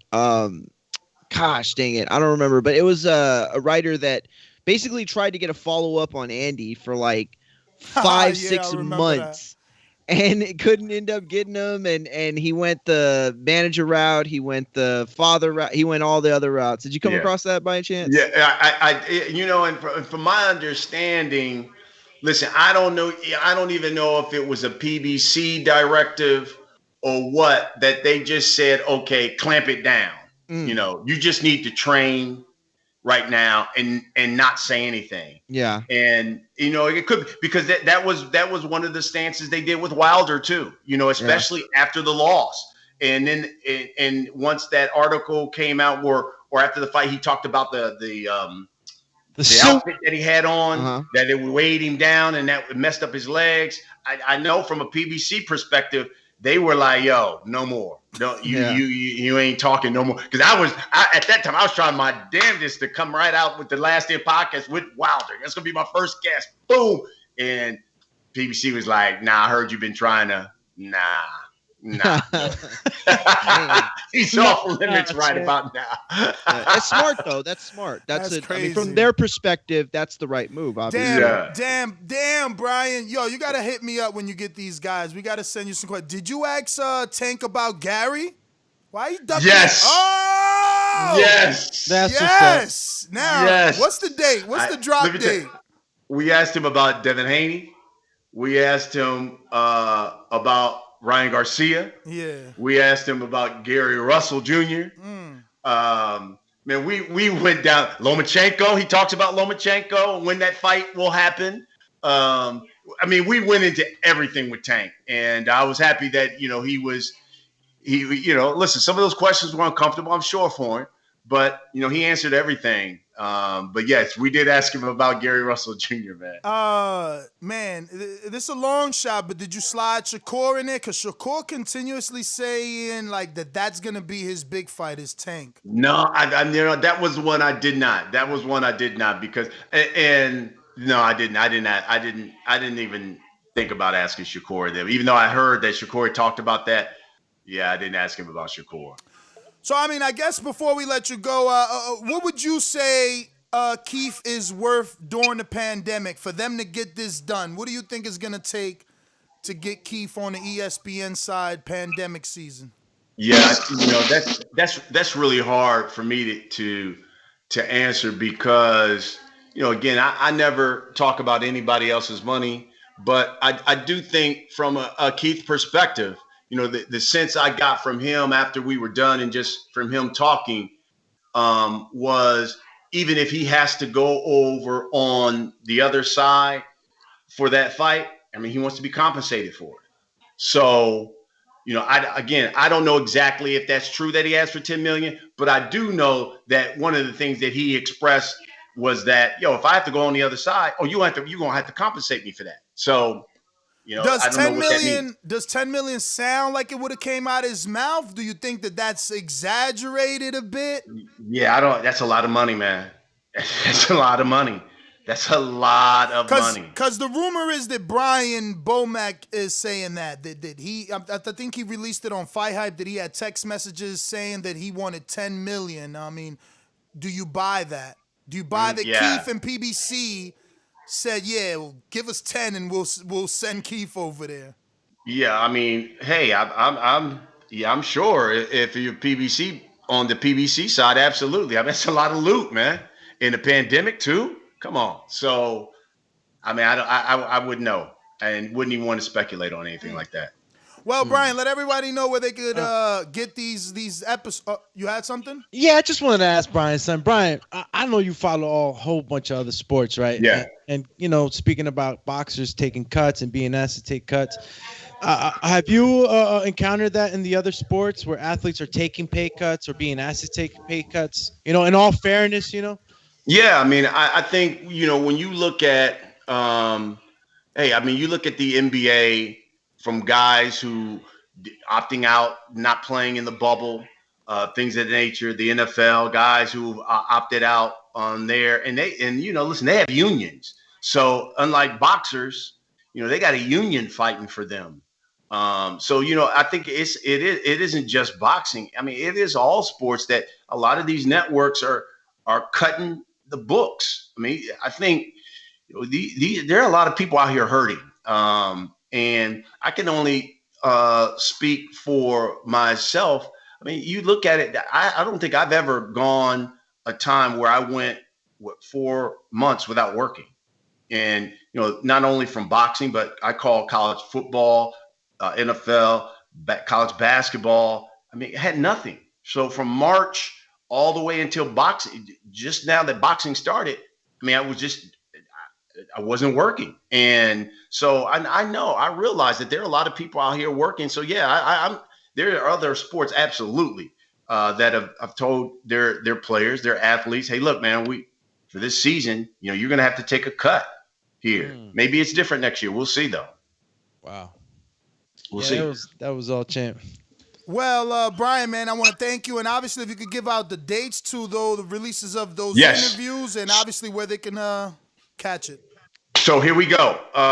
Again, Danny Garcia, the episode drops next Tuesday. You don't want to miss that because Danny I think Danny has fallen back in love with the sport. You kind of got a sense from him that, I'm in love with it again. He talks about that. Maybe he wasn't in love with it. Like when he fought Red Catch and different guys like that, it was like, nah, I'm doing it. I don't know if I'm really in love, but you can kind of sense that he's kind of got his juices back. We talked about that. We talked about the cherry picker stuff. So all of that drops on Tuesday. So we'll be sending out some quotes about that here in later in the week. The week after, the next following Tuesday, we'll drop the Gervonta Tank Davis episode. All you got to do is go to the Last Stand podcast on YouTube, subscribe, and you can look at the Arrow episode. You can look at the Bud Crawford episode. All of those are still there. We have a website as well. It's called laststandsports.com. And you can go there. You can look at the episodes there. You can also support the show. You guys know it's a lot. It takes a lot to, put all this on, the editing and all that type of stuff. So if you want to support the show, you can do that. And you can always hit me up on social media. It's the same. It's at @BCusterTV, @BCusterTV on IG and at Twitter. And it's Last Stand podcast on IG as well. That way you can follow the show and you'll know exactly who's coming up and the quotes from those guys. Stupendous. Yes. Awesome, Brian. Well, thank you so Can't much, wait for Brian, those shows, man. Catch Yeah, you on man. the next one. Thank you for always being available, champ. And we definitely can't wait for those to drop, and we'll get you on the next one. Thanks again. Okay. There you have it, ladies and gentlemen. Brian Appreciate Custer. y'all, man. Showtime right. Boxing Last Stand podcast. Thank you once again to him and everyone tuning in. We're going to go ahead and open up the phone lines. Remember, we're talking Terence Crawford versus Keith Thurman, and we're evaluating, is Thurman worth $10 million to Arum and Crawford? Let's go out to the sponsors and open up these phone lines. I think, Doomy, you got some super chats? Yeah, I think you have the most visible. I can only give you the ones that I can see. I'll start with Kelly Thompson. Says, no comment, just showing love today. Ness, you've been on fire emoji lately. Shout out to Brian Custer, Doomy, Mario, keep up the good work. And I believe, brother, that I am definitely cut from the rest. So you have a list on you. Let me see. We're going to take it from the top, right? Yeah, I mean, look, this topic definitely it stirred up things. for me too. Listen, a lot of Why people does it had a do lot that, of stuff. Doomy? bro, because there's just a certain, I guess, amount of text that it allows in the chat for you to flow back up to. That makes sense. But this is a topic, obviously, that raised a lot of questions and raised a lot of energy, right? Yo, so the one I see is from Boston, Jared, who says, when a bar or a club purchases a pay-per-view event, does the total capacity of the establishment factor into the overall buys, or does it only count as one buy? It's counted more as one buy from what I was told, but it definitely does not count. Wow, what a great question. It definitely does not count for the total number of people in the establishment from what I was told, but I don't know. That's a question for like a Bob Arum or a Lou DiBella. I mean, those guys in these establishments sometimes pay thousands of dollars, right, for these fights. Listen, we had a listener from Philadelphia. He was a bar owner. He probably still listens. And he said he had to pay $2,500 for pay-per-views to play him in his bar. I remember that. Yeah. So it's thousands of dollars. So if you really think about it, I mean, your guy paid what was it, $2,500. Mm-hmm. He had a bar. Yeah, that's yeah.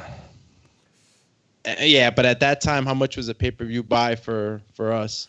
We got 80. Boom. Yeah. We got a super chat from Sony, who says, ask Custer about Canelo situation, and then TJ said, tell Custer, great interview. Mr. Custer, please tell Mr. Custer interviews are great. Thanks. Sorry, guys. Sorry. That would have been nice to tell him in person. We got Mills Lane says, Pacquiao owns his promotion. You got to that, right? Yeah. That was the first one I started with. And I think the next one is... next one you got to Joe Lasisi? Yeah, I got that one. And then the next one was the one that I didn't get. CYP, Khan fan. No, Khan has his own fan base. Bud, Keith, Share fan base. And Serengeti says peace. Chee. And then Big Supermax says, I just find it funny how energy changes. Pandemic or not. Because when it's Canelo, he's got to pay everybody what they want. But now, Bud don't have to. No, of course. I'm telling you. Samuel says, Bud is on contract, 3.5 minimum. Sam Henry, just started watching this. Any news on Earl fighting pound for pound #1 Crawford, who's been chasing him since 2018? He needs to stand up to his bully. Jared Lloyd says, Bumlord, Crawford, and GGG have the same failed pay-per-view numbers. Those numbers are hot garbage. Burning on the riverfront. He told Porter that now isn't the time, in quotation marks, because he was at the food bank scouting potential opponents. Hey, what happened? Machine Gun in Texas says, how many of those Bud fights were outside Nebraska? Boxing's Best says, show sounds like you guys are a bunch of arguing chicks. Sam Henry says, Ness tender today, laughing out loud emoji. And you got to Kelly, right? That's everybody. It looks like in between there. Oh, okay, so no. All right, that's it. So we're going out to the calls. Sponsors? Yes, sir. Subscribe to youtube.com/theboxingvoice for the latest and greatest interviews with your favorite fighters. These calls are brought to you by El Camino Electrical Services, experts in electric vehicle charging stations. For consultations and turnkey installation, visit us at elcaminoelectricalservices.com. Remember to rate us 5 stars on iTunes. All right, Mario Blog Talk. Elijah, what up? Yo. Actually, hold on, Elijah. We got Josh Ringer, North Carolina. What up? What up, TBV? What up, champ? What's going on with y'all? Hey, man, I just want to let you know, hey, $35 a month, bro. So hey, I expect you letting me get my goddamn ass out. Other than you cutting me off last night when I was trying to cook your ass on Canelo, bitch ass. Hey man, Keith Thurman, I gave you your time. The clock ticking, champ. you doing now? You kept cutting me off. You wouldn't even let me fucking finish my shit. I gave you more Like than I your was talking time. about Canelo. Well, let me ask you this question, because I don't give a fuck about no Keith Thurman and 10 million. He ain't worth none of that shit. Has Floyd Mayweather ever waited an hour and a half for a UFC event to start his match? No. Faces of boxing do that. Faces of boxing don't do that. Just want to let you know, Canelo ain't no face of boxing, and the zone's proving it. He's making them broke. Fuck Canelo. Fuck Guadalajara. I'm out. Whoa. Drop the mic on you. Yeah. So his thing is against Canelo because he's like, did he ever have to wait to fight? So he's comparing. Yeah, a lot of people were bringing he's up comparing Canelo. the old star to the new star. The old star to the new star. Next caller is. We got Elijah, UK. Keep your word, and don't interrupt me, yeah? You still ain't answered me how OT is the big win. You ducked that question, didn't you? But we'll move on. You're saying Al Heyman's the man, yeah? How comes Gary fights once a year? How comes he can't fight Leo in his own stable, but you want Crawford to entertain him? Tell Thurman to fight Benavidez. Tell him to dare to be great. You got Al making guys duck their highest paydays. Sean didn't get a rematch clause, but Wilder was crying about that. Yeah? You got no credibility, Nez. Khan got 5 million because he was on UK pay-per-view and he's a worldwide draw. Yeah? You want to do a show yesterday about Canelo having to give everyone the highest payday, but AJ's lowballing people. You got no credibility in this. I'm done. Seattle, Mr. PBC. Mr. PBC, baby. BoxingVoice.com. I'm the flyest. Canelo talking about he believe he can win. Go to my kitchen. Get the sharpest knife and cut the bullshit out. I don't care what you do good. I do every fucking thing great. Mr. PBC, baby. Good morning, TBV. What's good, Ness? Mario, Doomy. What up? Great show today. So basically, to get this right, Keith Thurman wants $10 million, or he's not doing nothing with Terence Crawford. Yeah. All right. That's the premise. I mean, I say you just go a little bit lower and bet on yourself. Shit, fuck it. Right now, we need to see Keith Thurman, and I would love to see Terence Crawford step up. And, that's my call. Shit. There's nothing else to talk about it. Yeah, that would be crazy. Let me see, because you sure this is a new caller? I could have sworn he called in Bro, yesterday. he called in yesterday, but we didn't get to him. He dropped off, I thought. I saved it, man. I wonder what's wrong with the sheet. No, I know. I saw it in there yesterday, too, when you saved it, and it just disappeared. Because I figured you added it. And I went to go look, and I was like, what the hell? And I don't even remember you getting to the caller yesterday.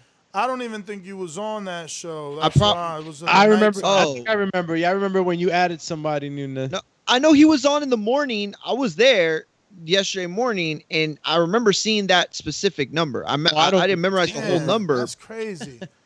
We'll listen. We'll take the L. Right now. I know you called in yesterday, Colorado. What up? You there? Yeah, that's you. Go ahead. 719. Yeah, first time I'm caller. here. You hear me? We hear you. Yeah, first yeah. time Who is calling this? in? You hear me? We hear you. Okay. Yeah, no, this is not my first time. This is the Brotherhood. Yeah, I called in Brotherhood, yesterday. the Brotherhood, yes. I saved that. I don't know what's up with this spreadsheet, man. I saved that yesterday. Yeah, I just want to say, man, ain't it a bit hypocritical for Bomac to go on social media and ask Al Heyman and Keith Thurman for a boatload of money, but when it comes to Thurman won $10 million allegedly, everybody want to bring up the pandemic and saying he don't need to get what he asking for, and Crawford is saying that he ain't gonna accept less than what he's worth. Ain't that a bit hypocritical? That's what everybody want to leave out so they can make these excuses for Bud. But they sitting here asking for a boatload of money in a pandemic. Everybody don't want to bring up the pandemic when it comes to Bomac words. So I just wanted to point that out. Man, a good point out. Nah, man. I remember I read the tweet from Bomac, and everyone act like he didn't say anything. But meanwhile, he said, "Tell Al Heyman, you know, Get a boatload of money. get a boatload of money and put it up for this fight." And then he said, "Yeah, he ain't gonna do that because he ain't got no money." But that's what I'm saying. Like, in that statement, again, I had put it out there so you can see, like, how you gonna say Al ain't got no money, then turn around and say Keith want $10 million and expect us to believe you? But you know, sheep believe. Sheep believe.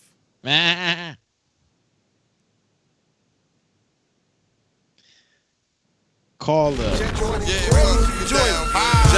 like the king is what I mean. The king is what I mean.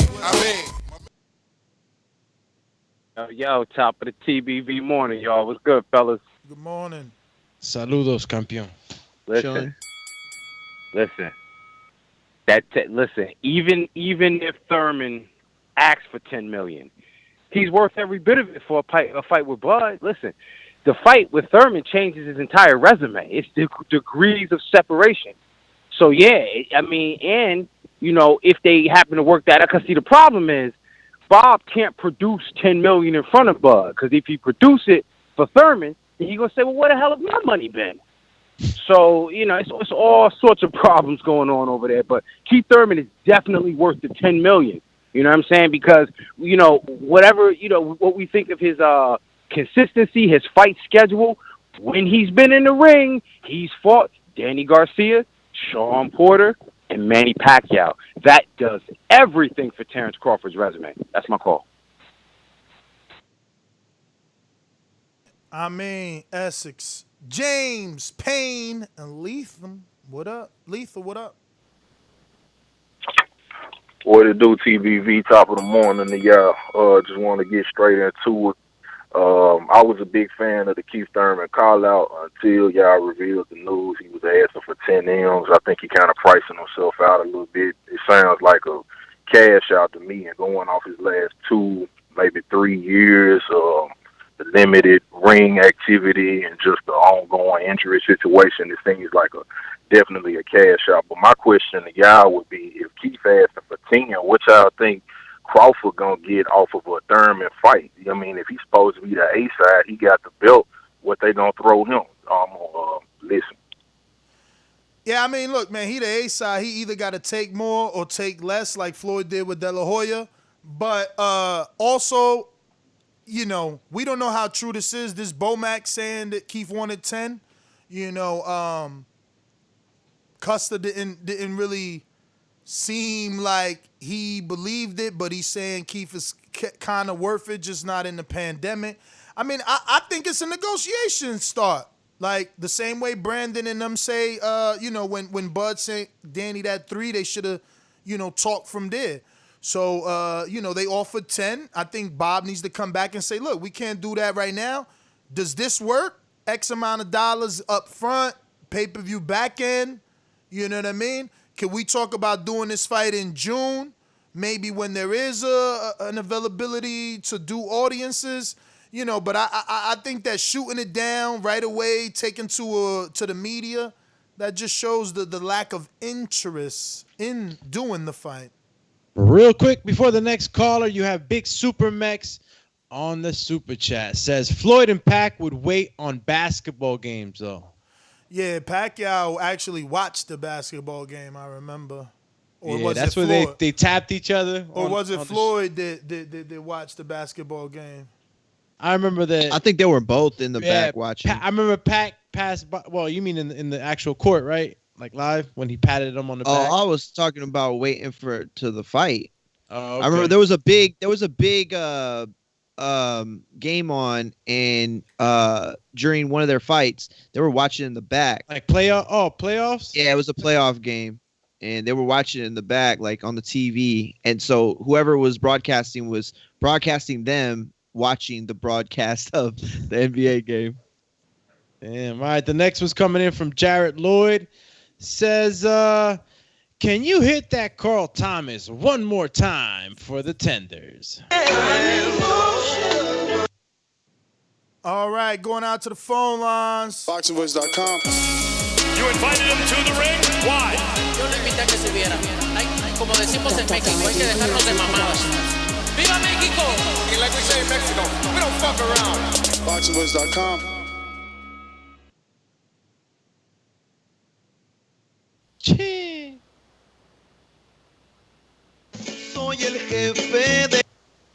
Matt. Machine Gun. All right. He's been shadow realmed. New Orleans, you available? Let's go, champ. You know how these bitches is in the sport. Total disrespect. Kid has no class, no style at all. I'm a gorilla, I'm a dog. I'm a dog, I'm a gorilla. The smartest thing you can do is to stay away from Terrence. He can't be the boogeyman if I'm chasing him. You want to bet? You bet 100,000 on that. Let's bet $1 million. Easy. Let's bet $1 million. Yo, can y'all hear me? Pretty good. Yeah, we got you. Yeah, Lester Lloyd lives. You should change your name to that. You took a beat down today when Brian Custer called because all the shit you was trying to pull out and put out, he just put it in perspective like it is. If Keith, I'm not saying Keith not worth $10 million, but I can question and argue that after his loss to Pacquiao with no belt, if it would be worth $10 million if COVID wasn't going on. But realistically, right now, asking for $10 million a flat fee, that's like saying shit. I want to put it out there like I want to fight, but I really don't want to fight. Who asks for $10 million right now when it's not realistic? On multiple shows, we done been here talking about how guys didn't price themselves out. So Keith too good to be saying that he didn't price himself out. He actually just did by asking for a flat fee of $10 million. And last but not least, Rohan Murdoch was the guy that was on HBO. Did not allow Ward to fight. You told me I didn't know anything about boxing yesterday. I did my research. You do your research before you talk, idiot. No comment. JP, Long Beach. Long Beach in the house. Yeah. I'm just listening. Let's go, champ. JT, New Orleans.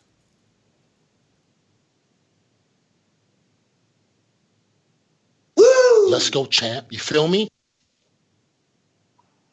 Damn, that was real clear, yo. That one is nice. I know, you always say that one's pretty clear. That one's nice. So interesting that you come across like a nice guy, but you're really a piece of shit. Hey, with that comment. No, that was a piece of fuck you. That was a piece of shit. You know, we're doing live TV. Man, I don't care. What you gonna do about it? I'm killing this mother. Why do you have to talk like that? Well, I'm talking to you the way I want to talk to you. You have a problem? Turn off your station. I'm the best ever. Yeah, what's up, Ness? Hey, you was nervous last night, huh? You forgot my call. You was forgetting everybody else's call. You was trying to run out of here last night. But, yeah. You can hear me? Perfect. Yeah, we hear you, bro. Oh, yeah, what's up, yo? Hey, you cooking right now. Chilling. My brother, yeah, you called my brother out talking about he need to learn his boxing, but I remember that same fight. I didn't know when it took place, but I know they denied Andre Ward that fight. Because HBO or somebody denied them that fight because they didn't want to make that fight because he wasn't a worthy opponent. So that's what my brother was talking about yesterday when you tried to tell him he don't know his boxing, but it did happen. But I mean, I wasn't really listening to what Brian Custer said, but like you know, y'all can keep them good interviews coming through and all that. That's all I wanted to clear up yesterday. That's all I got, though. Juan in the BX.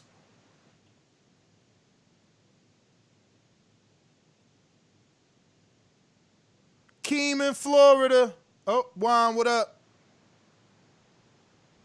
All right, just listening. Nah, I'm just listening. I'm listening. Yeah, bro. All right. Keem, Florida. Keem training right now, champ. Nah, he ready. Keem. Gran campeón puertorriqueño, this is his name is Tito Trinidad. You got any excuses tonight, Roy? Let's not ask questions like that. Let's touch gloves and go to work. Tonight, Roy? Let's go to work. Yo, what up, y'all? What up? Much, man. Nothing much. Good show. Good interview with Brian Custer. Oh, I got to check out his podcast, man. What did he say the name of it was? The Last Round? Last Stand. The Last Stand. Yeah, I'm going to check that out. But yeah, man, I don't think Keith deserves $10 million, but he's not far off for asking for that. You know what I mean? I think he'd probably get more in the 5 to 7 range. So he come out asking for 10. I don't think it's a ridiculous number to ask for. It's negotiations, man.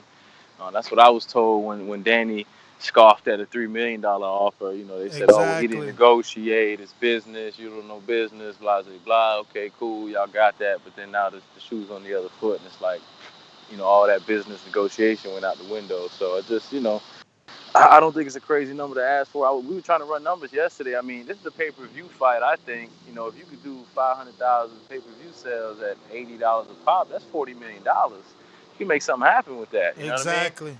So I think the fight could get made, man. Keith might not get to 10, but you give him 6.5, and you give Crawford 8.5 or 9 million, 10 million.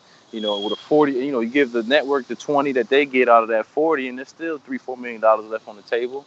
Sure, they can bring in some more money with ads on the ring, and they don't want that fight, man. If I had the soundboard, I'd be playing "He's Scared," y'all. He's scared, and all the goddamn bud tenders scared too. You know what I mean? He's scared, y'all. He's scared. When it come to Danny, let's negotiate, cause Danny, in their eyes, is vulnerable, right? Danny, in their eyes, is beatable. When it come to Keith, whole different story. Cause guess what? Keith a natural welterweight. He ain't start lower. They get a little nervous. But we going back out to Machine Gun. Go ahead. Just before we go out the Machine Gun, Jarrett Lloyd says, Jay McDonald's, a.k.a. Mr. Obama Phone, a.k.a. Carl Thomas, is running out of excuses for the bumlord. That's why he resorts to cursing. True. We going out to Matt in Texas. I'm gonna go ahead and beat up Danny Garcia. Hey, Daddy, this $1 bill. You can take out that green jacket because I just took your bill. It's fly, you can't even set out an arena. The only reason y'all pay per view because you fight me. So sit down somewhere. Sit down somewhere. Sit down somewhere. You will not be fighting on pay per view one for me. Yo, what up? Let's go, Chant. Intro, go hard, Chant. Yes, sir. Yes, sir. That was dope. Nothing too much on the topic other than, I really wish they could. I really want to believe this is a negotiation for, let's start at 10. Let's meet somewhere about 6.5, 7.5, maybe 8. But really, I'm just here to remind y'all that the Big Fish is back in November, back on pay-per-view, back fighting the elite, not fighting these tomato cans, not fighting these bums, not pulling Americana out off a couple losses. Just want to say these Texas boys always ready to fight the elite. Always ready to take on the big challenge, baby. Big fish in the pond now, baby. Let's go. That's my call. Oh! Let's go, Chant. You feel me? Nah, not this one, no more. Let's go to who's next on the list. Lids Low, Decatur, Georgia. What up?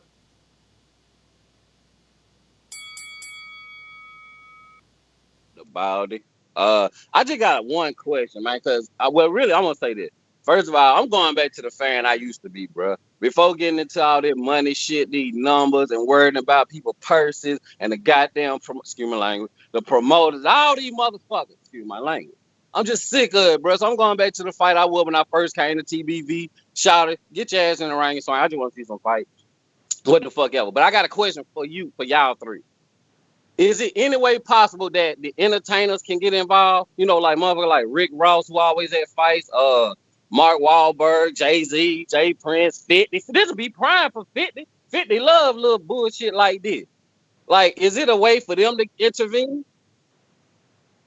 They're not. They don't have a seat at the table, so to speak. You know, it's just another pocket to fill, I guess, in the big grand scheme of things and money. Excuse me. But I mean, what do I know? 50, if you hear this, bro, some way, somehow, bring your ass and bring your antics with the shit. This shit'll blow up. So y'all try to push for that, man. I don't know, something. Get this bush goddamn shaking, man. I'm about tired. I'm out, man. I'm out. My bro said, get that bush shaking. Shake the bush. I just don't see what's the difference between Floyd before De La Hoya and Crawford. You know what I mean? And no, Thurman ain't De La Hoya. He's just not. But at some point, you need to concede so that you could get to the next level. CYP, what up? What's good? And I got something for Supermax. Floyd Mayweather had bet on that basketball game, partner. That's why he was waiting till it was over. It wasn't them making him wait. Cut it out, man. You always throwing some stupid narratives up in there trying to stay in the conversation. Cut it out. Oh! Secondly, when it comes down to my man Thurman has never made $10 million. But he's supposed to make $10 million during the pandemic without a belt, without that O that he always talked about, without being unified that he always talked about. Put that in preface of any other boxer losing everything they bragged about. They ain't got it no more. And now they want more money than they ever had. Stop it. And last time I checked, Pacquiao wasn't a career natural welterweight. He beat Keith Thurman ass. So Bud could do it too. See Rocky out. Real quick before the next caller, super chat by Ben Federica. Says Canelo will school Billy Joe Saunders. Ness knows this. Thurman deserves $10 million. Crawford needs to just fight and shut down the critics. De La Hoya, stay retired. Peace emoji. Well, thank you. Intrigue El Increíble from Atlanta. Intrigue, when the album release or something? Well, I mean, it's pandemic right now, but I need a reason to go back to Atlanta. I haven't been there in years. Bro, I never been there. I heard it's official. I kind of wanted to go when Gervonta fought, but it was just like, come on, man, he fighting Gamboa. I'm not about to do that. You know what I'm saying? But if he fight Leo there, that would have been better. But obviously, it's pandemic and John. Hey, what up, Brian? Who? Who jumped on? Oh, Brian Custer jumped back on. What up, champ? What up, champ? I'm like, I got a call. It said join the call. I'm like, what's going on? Oh, nah. We can't remove you till we're done, so we're still live. So you could ignore it. Nah, we're still live taking callers. I got you. By the way, someone just asked me about the Charlo thing. Did you enjoy the Charlo? Yes. Oh my God. Yes. And it was so crazy that we had you on and I got to see it like probably, I think like next day, I think it was. Yeah. And then everything popped off from there. I was like, what? Like I would have been lost, I think, if I didn't see it. Cause I think it all kind of boiled over. Yeah. Probably. Brian, since you jumped on, man, someone has sent you a question while you were gone, and I apologize to him. They said, "What is your stance?" I think on the Canelo situation. Let me just pull it up. Yeah. With that DAZN basically saying no to that fight. I'm gonna assume that. I'll have it up in just a second. One apology. I mean, I kind of seen that coming from the rip. You know, like. Who is this guy in the grand scope of things? Yes, the question is asked about the Canelo situation. So, him petitioning to the WBC to get to fight for that vacant title versus Yeardom, and B, allegedly, because it's a report on Boxing Scene from Keith Idek that reportedly DAZN is turning it down. Nothing official yet. Right. Just like this offer is reportedly $10 million, according to Brian McIntyre. All these bud tenders taking it as the gospel. Yeah, I think it goes to the conversation we had, and as I was trying to tell you, a lot of these networks now are looking at the bottom line during this pandemic and saying there's no way we can pay this exorbitant amount of money for these fighters, especially Canelo, who, 30 million or whatever to fight Yildirim. And this was a guy who Benavidez was supposed to fight months ago, but he got injured. And that's why he had to fight Angulo. And so even then, he wasn't a guy who was very widely known. And if you're DAZN, I mean, you're cutting down the purse straps because you need to see a benefit from what you've invested in. And how are you even going to make money off of that kind of fight? You want to see Canelo in with, whether it is a Benavidez, whether it's a Caleb Plant, somebody. Give me somebody. No, I don't think anyone wanted to see that fight, But man. Brian, I mean, it's and fighting for the WBC title at that. Right. But Brian, that's all cool, right? And what I was trying to explain to my listeners yesterday, and they can't see past what Canelo's doing, but doesn't Canelo have a case to get out of his contract based on this? If you look at his counterpart in Gennady Golovkin, he brought a Canadian in Steve Rose, less known than Yildirim Yildirim. Next fight is definitely Sergio or Sedimenta, something. Camille Sedimenta, someone that no one knows. We only know his name because Triple G has told us 8 months ago, I'm fighting this guy. Canelo offered Triple G the third fight. DAZN wants it.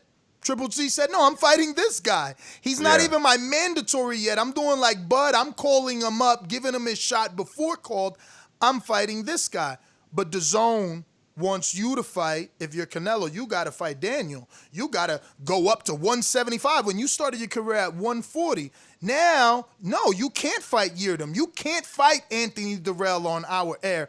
I mean, there's a thing in the contract called force majeure. I'm probably pronouncing it wrong. It's French, but it definitely covers pandemic. They have told Canelo, again, in this boxing scene report, reportedly, he must take $20 million less than his last two $40 million paydays. And even if he's taking the $20 million less, he can't fight Yildirim or Durrell. They've only approved Callum Smith at a $20 million deduction. Can't he just walk? Like, get his lawyers to be like, look, they can't pay me. It's not their fault. It's not my fault. I'm out. I'm a free agent. Yeah. I think in theory you make a great argument about that. But yes, there is a number of those clauses are in a number of those contracts. They're in our kind of contract. Hey, networks even do that with us when it comes to paying us, as you talked about earlier in the question of not getting paid for months because they said, hey, sports has gone away. Why should we pay you? Why should we pay you? It's an act of God, so to speak. So you know what? We don't have any sports. You guys have to sit on the shelf too. So yeah, those kind of that stipulation is in a lot of our contracts. I'll go back to what I said. DAZN has really had to tighten up their purse straps. I mean, they were spending way too much money, and that Canelo contract is obviously becoming an albatross. If you're Canelo, you're saying, "Don't punish me. Y'all the ones who signed it." Can contracts like that? I mean, can clauses like that do they have a limited extended period of time where they just kind of like become void? Because, I mean, if you have a force majeure on a contract on the pandemic, like there's no way of foreseeing when this is going to be over. So how long does that force majeure really play out? Well, I mean, it can play out for the lifetime of the contract. It depends on how many years you got on the deal. Is years that the number of years they can enforce it. So if this pandemic continues on for next year after, and your contract is over in a couple of years, okay, now you're done. I mean, you can move on to something else. But yeah, I mean, they can enforce it as long as your contract, the terms of your contract is for. Oh wow. But yeah, I knew that you guys would enjoy the Charlos. It is really interesting when you're a twin and you're that competitive.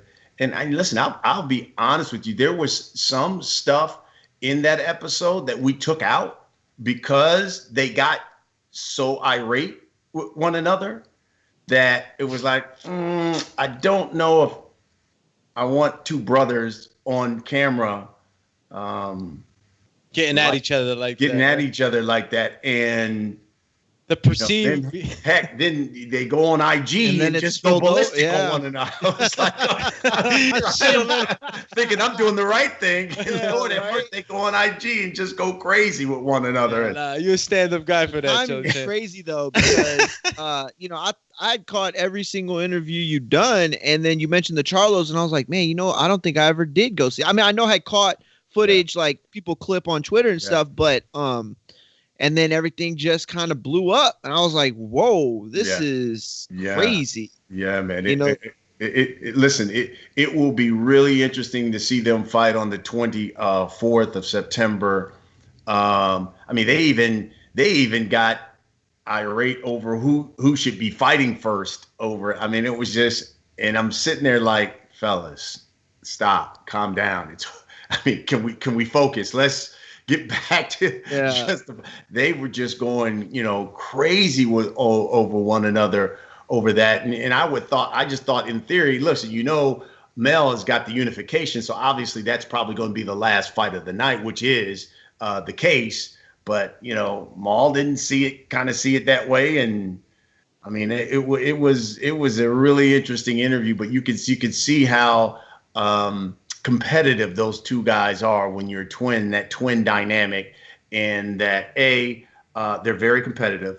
B, I think they want to go their separate ways, yet still be connected. And C, that obviously the split with Ronnie Shields is a touchy subject. And what was the start of really like the beef? Because I didn't get really into like the beginnings of it. Like, was it him, the older brother, making the Lions only elite? And then, from our discussion, their first kind of, you could see they were, getting sick of each other was when we were talking about the fight, and it was just really a simple question. Hey, last time you guys fought on the same card, Mel, you ended up taking that loss. Maul, you talked about how that affected, your performance that night against Korbarov because your brother had lost. You didn't feel like he lost, and you just didn't give your best effort. You're going to have to go through that same thing again. It could happen again. What do you? And it was, to me, I thought that was just a really innocent question. And Mel just, went into who's to say that, I'm going to fight first. And then Maul was like, yeah, well, wait a minute. They had made the determination. Why would I fight first? You the younger brother. He was like, oh, hey, wait a minute. I'm the unified. And then it was when I was like, fellas, oh, wait. And then, the language got a little deep. And I was like, whoa, wait. Okay, fellas, let's bring it back. Let's bring it back here. Let's just talk about the essential question. Have you thought about that? And then they kind of answered it. And then it got tense again when I think Maul said, he made reference to himself. He calls himself Big Charlo. And you kind of heard in the episode, where you saw Mel like, oh, Big Charlo. And he doesn't like that. He doesn't like that, that Maul considers himself Big Charlo and Mel's the smaller one. And so he didn't like that. And so that kind of got, and that was the kind of part we had to take out, like, I don't like that. I don't want these guys, cursing at one another. And then obviously when we talked about Ronnie Shields, and we kept some of that in there, but there was some of it where it kind of got, personal, where, Maul kind of made the point, when you left Ronnie, weren't you undefeated? And then Mel was like, whoa, wait a minute. Didn't you say I was undefeated earlier in the interview? And he just, whoa, that was a touchy subject there, buddy. That one, we had to reel it back in there. That was like, oh, fellas, come on, stop. Please, I just wanted to know why, Mel. Because you had mentioned it. Oh no, go ahead. His answer to you was the 20%, because that's what's floating on social media. Yeah. So he just talked. His story was he was 25 at the time, and that he had started a gym. He had opened up his gym, And so what he wanted Ronnie Shields to come to his gym and train him. And Ronnie said, no, you're going to train at Plex like everybody else. And so he made the comment, well, at that time, Erislandy Lara was his guy. Maul wasn't even really his guy. He would wrap Erislandy's hands. And he goes, and then for some reason, when they were in Vegas, Erislandy moved to Vegas. Ronnie all of a sudden flew out to Vegas to train Erislandy. So at that point, I said, okay, it's time for me to start looking for somebody else. And he said Ronnie told him, you shouldn't be focusing on being a business guy right now and owning your own gym. You should be focused on boxing right now. And he said he didn't like that. That's when he was at a fight. He was sitting next to Errol. He asked him about Derrick James. And he was like, yeah, shoot, cool. If you want to come train with us, come train with us. And so he said, okay, well, I think I'm going to do that. And, I guess Maul said, no, stay with Ronnie. We got to stay together. He went to Ronnie, and Ronnie said, look, if we're going to do this, then, I'm going to increase my rate. And that's what Mel said, that Ronnie said when he told him he's going to increase the rate, he was like, okay, I'm out now. And damn, now I got to get Ronnie back on. Why would Ronnie? Because that's like closing the door. We already beefing, and now I'm going to say, all right, you want to stay with me? I'm jacking it up? Well, I mean, that is, that's Mel's version. Story. Yeah, that's his version. And he didn't like that, I guess, after the Monterosian fight, that, Ronnie had some criticism for him. Hey, you need to do this, you need to do that. Now, Mel's take was that Ronnie told him you need to be stronger. And Maul said, no, he didn't. He was saying there are other areas of your game that you need to be better in.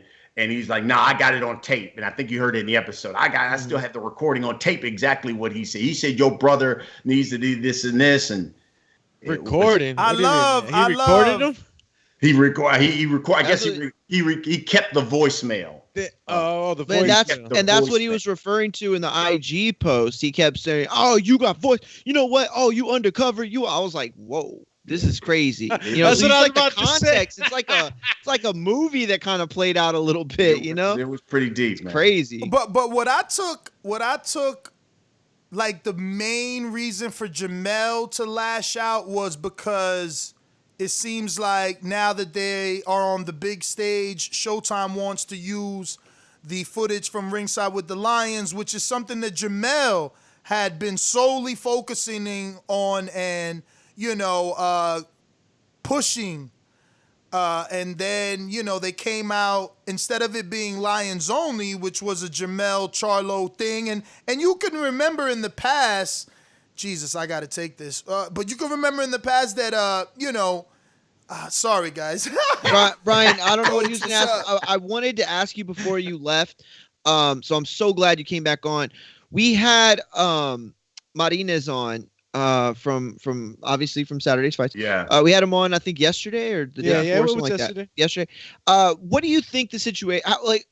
Perfect world? How does that get handled, or does it need to be handled?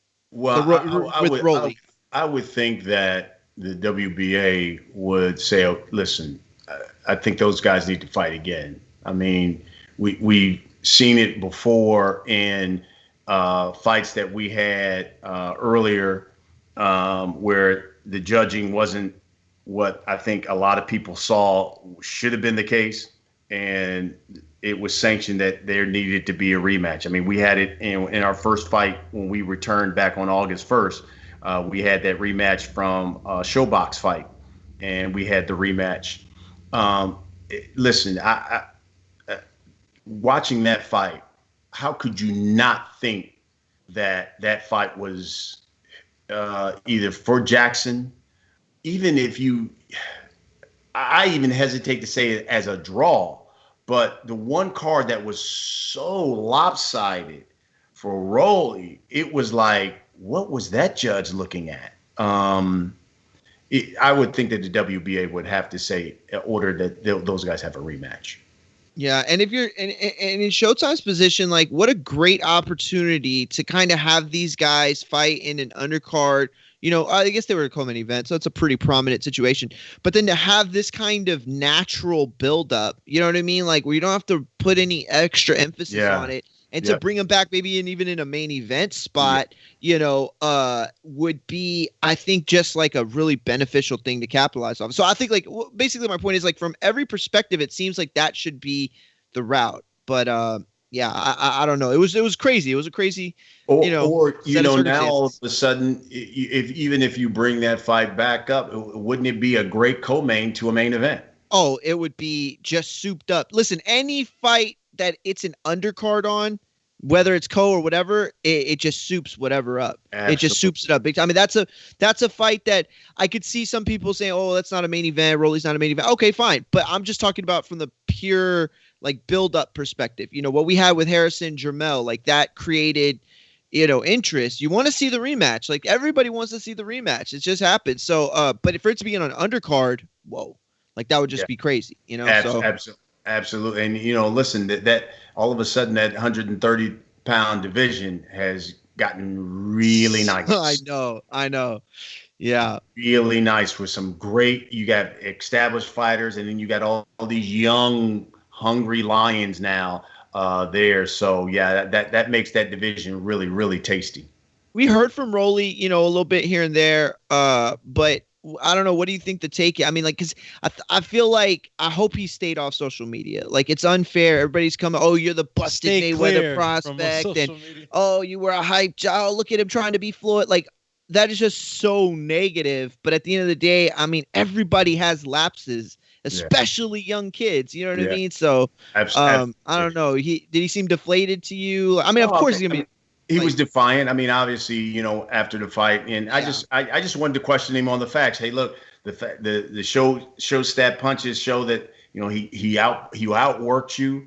How do you justify that you won the fight? And he felt like he had landed the bigger punches, and he felt like that was the reason why. And if that's his reason why, I mean, he's going to obviously take up for himself. To me, I thought the most interesting thing was that Badu Jack got on social media and said, "Hey, Floyd or Leonard Ellis, I can use those kind of judges in my fights." Yo, that was beyond interesting. That was telling, man. That was Badu got that one for the rest of the month. Yes, he did. That was a great line by Badu. I love that. That was a W for sure.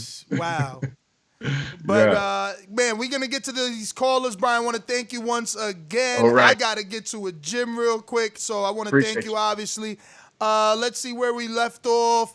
There you have it. Once again, Brian Custer jumping on with us and talking some boxing. Obviously, let them know where to catch that podcast one more time, Brian.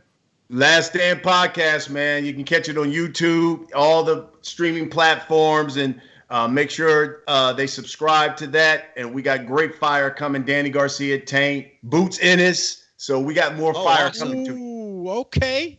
Got awesome. My man Ennis coming on. He got Ennis, man. You got that reach, man. That's what's up, champ. Yeah, man. I'm excited about Ennis, man. Yeah, I love Boots. He wants that work at 147, so I'm excited to talk to him. All right. I can't wait to listen to it. Okay, y'all take care. Okay. Let's go, champ. You feel me? We never got to Intrigue, right? No, we did not. You left off where you were about to say that you want to go to Atlanta for his I'm going to go with another intro with him because he said the other one's distorted. Rambo. No, that's the same one. This is a new one here. Let's see. Yeah, that's the one. But that also sounds distorted. Yeah, that sounds distorted too. Yeah. I wonder why. With a form, 4 Gianos on my feet, and the paint look wet. Every corner that we been, there's another broke net. Rolling through the city, swag game on full flex. I know you see. Intrigue. What's good? What's good? What up, champ? Yeah, intro cool too though. But yeah, man, I don't know why they acting like even if with Bud, I mean Bomac is saying he asked for 10 million, they acting like that's what he's saying. Oh, take it or leave it. I want 10 million. Man, come on. You know how negotiations work. You start off with amount of money more than what you looking for, then you negotiate down to get to where you supposed to come to a middle ground. I mean, that's common sense. Do people not understand what negotiation? for 10. And that's why I'm thinking that, if that is true, Thurman and his team looking for something around the 3 to 5 mark. But who honestly think that Bob and them gonna negotiate in good faith when they done came on the show? Matchmaker, Bob done said it, Bo Matt done said they don't want the fight. So yeah, they're gonna look for anything they can say to say, oh, see, he outpriced himself. Yeah, because we really don't want to fight him anyway. I mean, that's what it is, point blank. But that's all I got to say, and I got my super chat. Y'all don't miss that. You're intrigued. I hold it down, Champy. All right, we're gonna get to some of these super chats. You got Boston Jarrett says, ask Brian if he talked to Paulie recently. LOL. Boston, you. Next one's coming from my man's Elijah.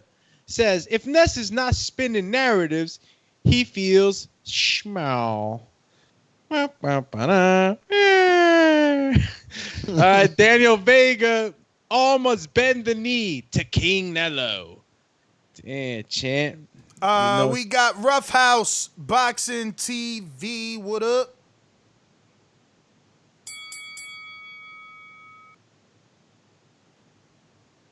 Rough House just listening going once.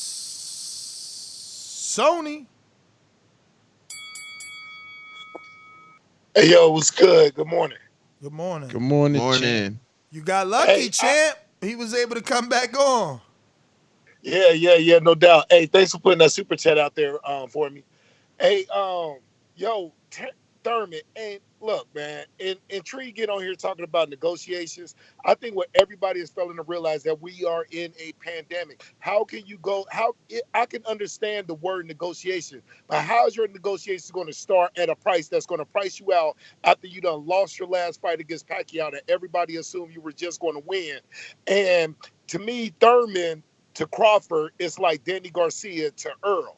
So to me, if Thurman would have came to the table in the same respect that Danny Garcia came to the table with Earl, maybe something could have happened. And now we got Gary Russell coming up here. And then we had to go years for bashing Thurman about pulling guys up to fight him.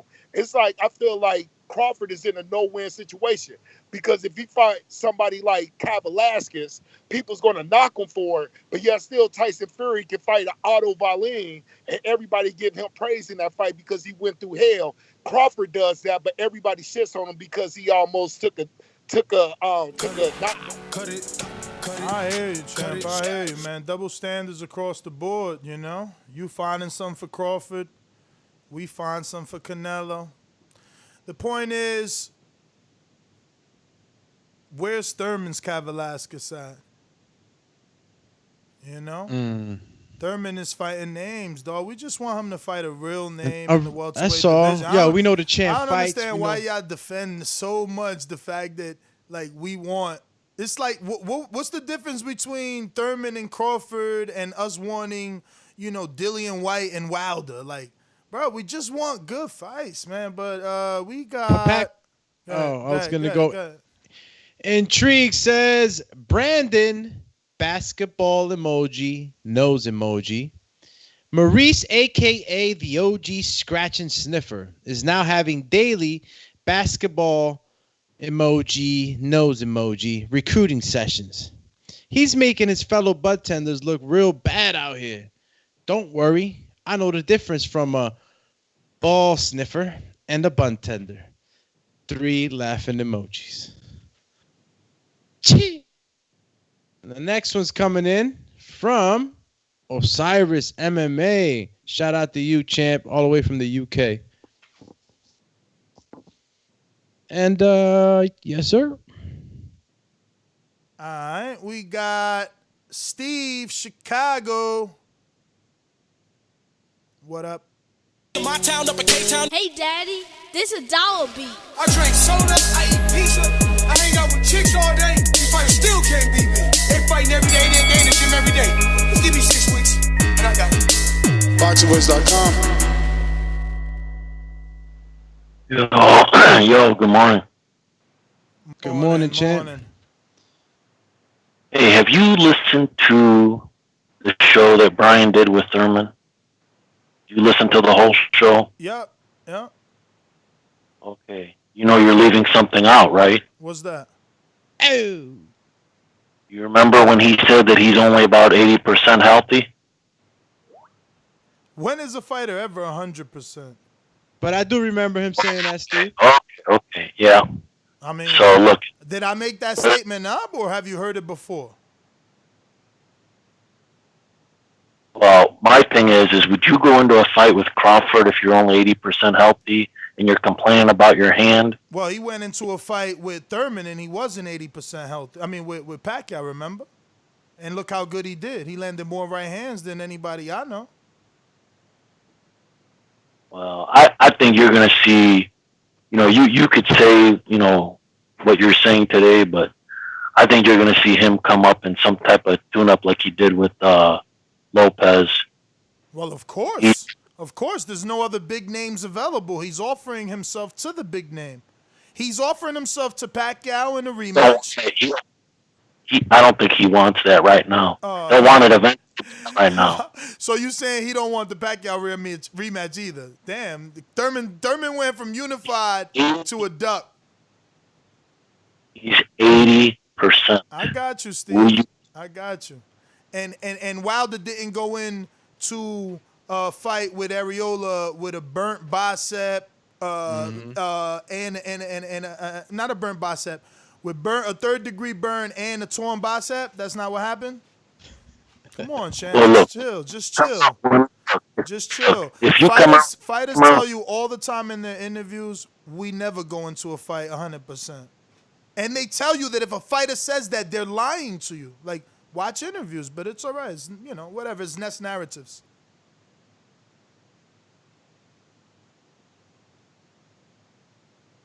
Oh! All right, I guess that's it.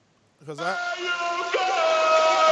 we got Steve in the UK.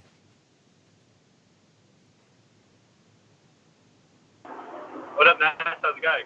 How's it going? I'm good, man. Can you hear me all right? Yep. Mate, I've got 2 points to make. The show premise is Thurman worth $10 million? Absolutely not, but neither is Terence Crawford. If you have a look at their average viewing figures, which Stevie pulled out earlier, when you actually convert them to pay-per-view, it's only like 1 in 10 conversion rate. So actually, the actual moral of this is neither of them are that popular with the American public. Second of all, to J&J Promotions, you need to get on Boxing Bar's Mastermind Patreon level tier, and then you can be a part of the show. That's all I've got, man. All right, Steve. Real quick, 2 seconds. Osiris MMA. Yo, CYP said he had a super chat. I mean, yeah, I hit you with that. Yeah. You hit me where? On the pre-pro. No, but say it. That's a counterpunch cuts the line, right? So, you got to say it. I'm doing a million things. I was on the phone, putting Do Me on the spot now. I was on the phone. I got hit. They said, yo, we having heavy sparring. You need to come check this. Guess who they inviting us to see spar? Sergey Derevyanchenko. Who's he fighting? Jamal Charlo on pay-per-view. Doomy already said no. This is what I got to deal with. This is what I got to deal with. This is Ness going on a rant, making his co-host look bad. Yeah, this is my negative reinforcement. Reinforcement because it's like, yo, I did the Canelo show alone. Like, do we want to grow? Yo, you are very clever. Are we a team? What a sly dog. Yo, so look, Derevyanchenko sparring, and they invited us. But guess what? Cherry on top. Otha Jones is there. Guess who else is there? His sister. Uh-oh. I said his sister. Guess who's there? Shadeja Green. I'm just saying, but I got to do all this myself. You know what I'm saying? Alone. Come here, I'm going to CYP, man. I'm going to CYP. I just need a strong team so we can make it to the mountaintop. I want to go to the mountaintop. CYP, you want to go to the mountaintop? Yo. What up? Listen. You know what's funny is that we don't know boxing and you do. But you just said, where's Thurman's Kavaliauskas? Good question. To a motherfucker who don't know boxing, because Kavaliauskas was the mandatory to Bud. So Thurman would never face a Kavalier because he ain't got no built for the people who don't know boxing. Secondly, when it comes up to us Bud fans thinking that the $10 million is gospel because it came from Bomac, you the one who's arguing the $10 million he's worth it. So you involved in that shit too. Lastly, every time I look up Manny Pacquiao versus Thurman pay-per-view buys, don't put 600 in, don't put 500 in. Just put pay-per-view buys. You get 500 all the way down to the page is finished. If you have to type in 600K, see, people that come to the show with an agenda will never hear. You know, I clearly said very early into the show that I didn't think Thurman was worth 10, and that I didn't think. Yeah, you said it was 10 flat, but it was a little high. Exactly. And I also went on to say that I didn't think really no welterweight is worth 10. But that being said, you know, Thurman's Kavalier about him not fighting it because it's a mandatory or something like that. Look, I don't know nothing about that. All I know is this: you're right. He wouldn't fight Kavalier because he would let his mandatory at least be called before fighting his mandatory before it being called, instead of trying to find, you know, decent opposition. The fact that you are here saying I don't know boxing, but you are telling me that, I don't know, Thurman somehow is not valuable, having on his resume Thurman fighting Porter, Danny, and Pacquiao. I mean, I don't understand. Again, the title says, is Thurman worth $10 million to Bob and Crawford? ? And I took my stance and said no.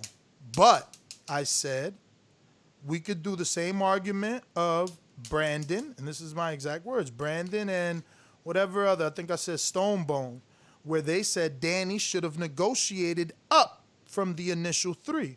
So, you know, it is what it is. Let's see. We went to Intrigue, Sony, Steve. TJ, what up? Can you hear me? Yeah. What's going on, y'all? What's going on, TJ? TJ, No, man, I'm not having a good day. You see, they don't want to come with me to the spawn session. Listen, I'm about to make a They call. don't like Charlo. They don't like Charlo. They wait. don't want to have information for the Charlo fight. They don't like it. See. Before you even go, bruh, I heard you on the you didn't mute yourself. You didn't know that, but I heard you talking to them. Like, all right, I'm about to head up there right now. I'm like, this nigga got something special into. I knew it. I promise you, I knew it. Cause you didn't mute yourself. See, that's what I'm trying to get up there now. Listen. Like, That's what I'm trying to tell y'all. You see that y'all heard that, but I guarantee you it won't be on YouTube. What? Why not? Cause y'all mute. Like, I'm muted to YouTube. But not to y'all for whatever weird glitch in the matrix reason. I promise you, everything you heard me say, they didn't hear. They didn't hear. Not even Doomy and Mario heard it. Y'all did, but not them. Doomy, you ain't going up there for real, bro? Nope. Champ. He got excuses, bro. Every day. Nah. This is necessary. He tries to shame me. Stop doing that to your co-host, bro. For real.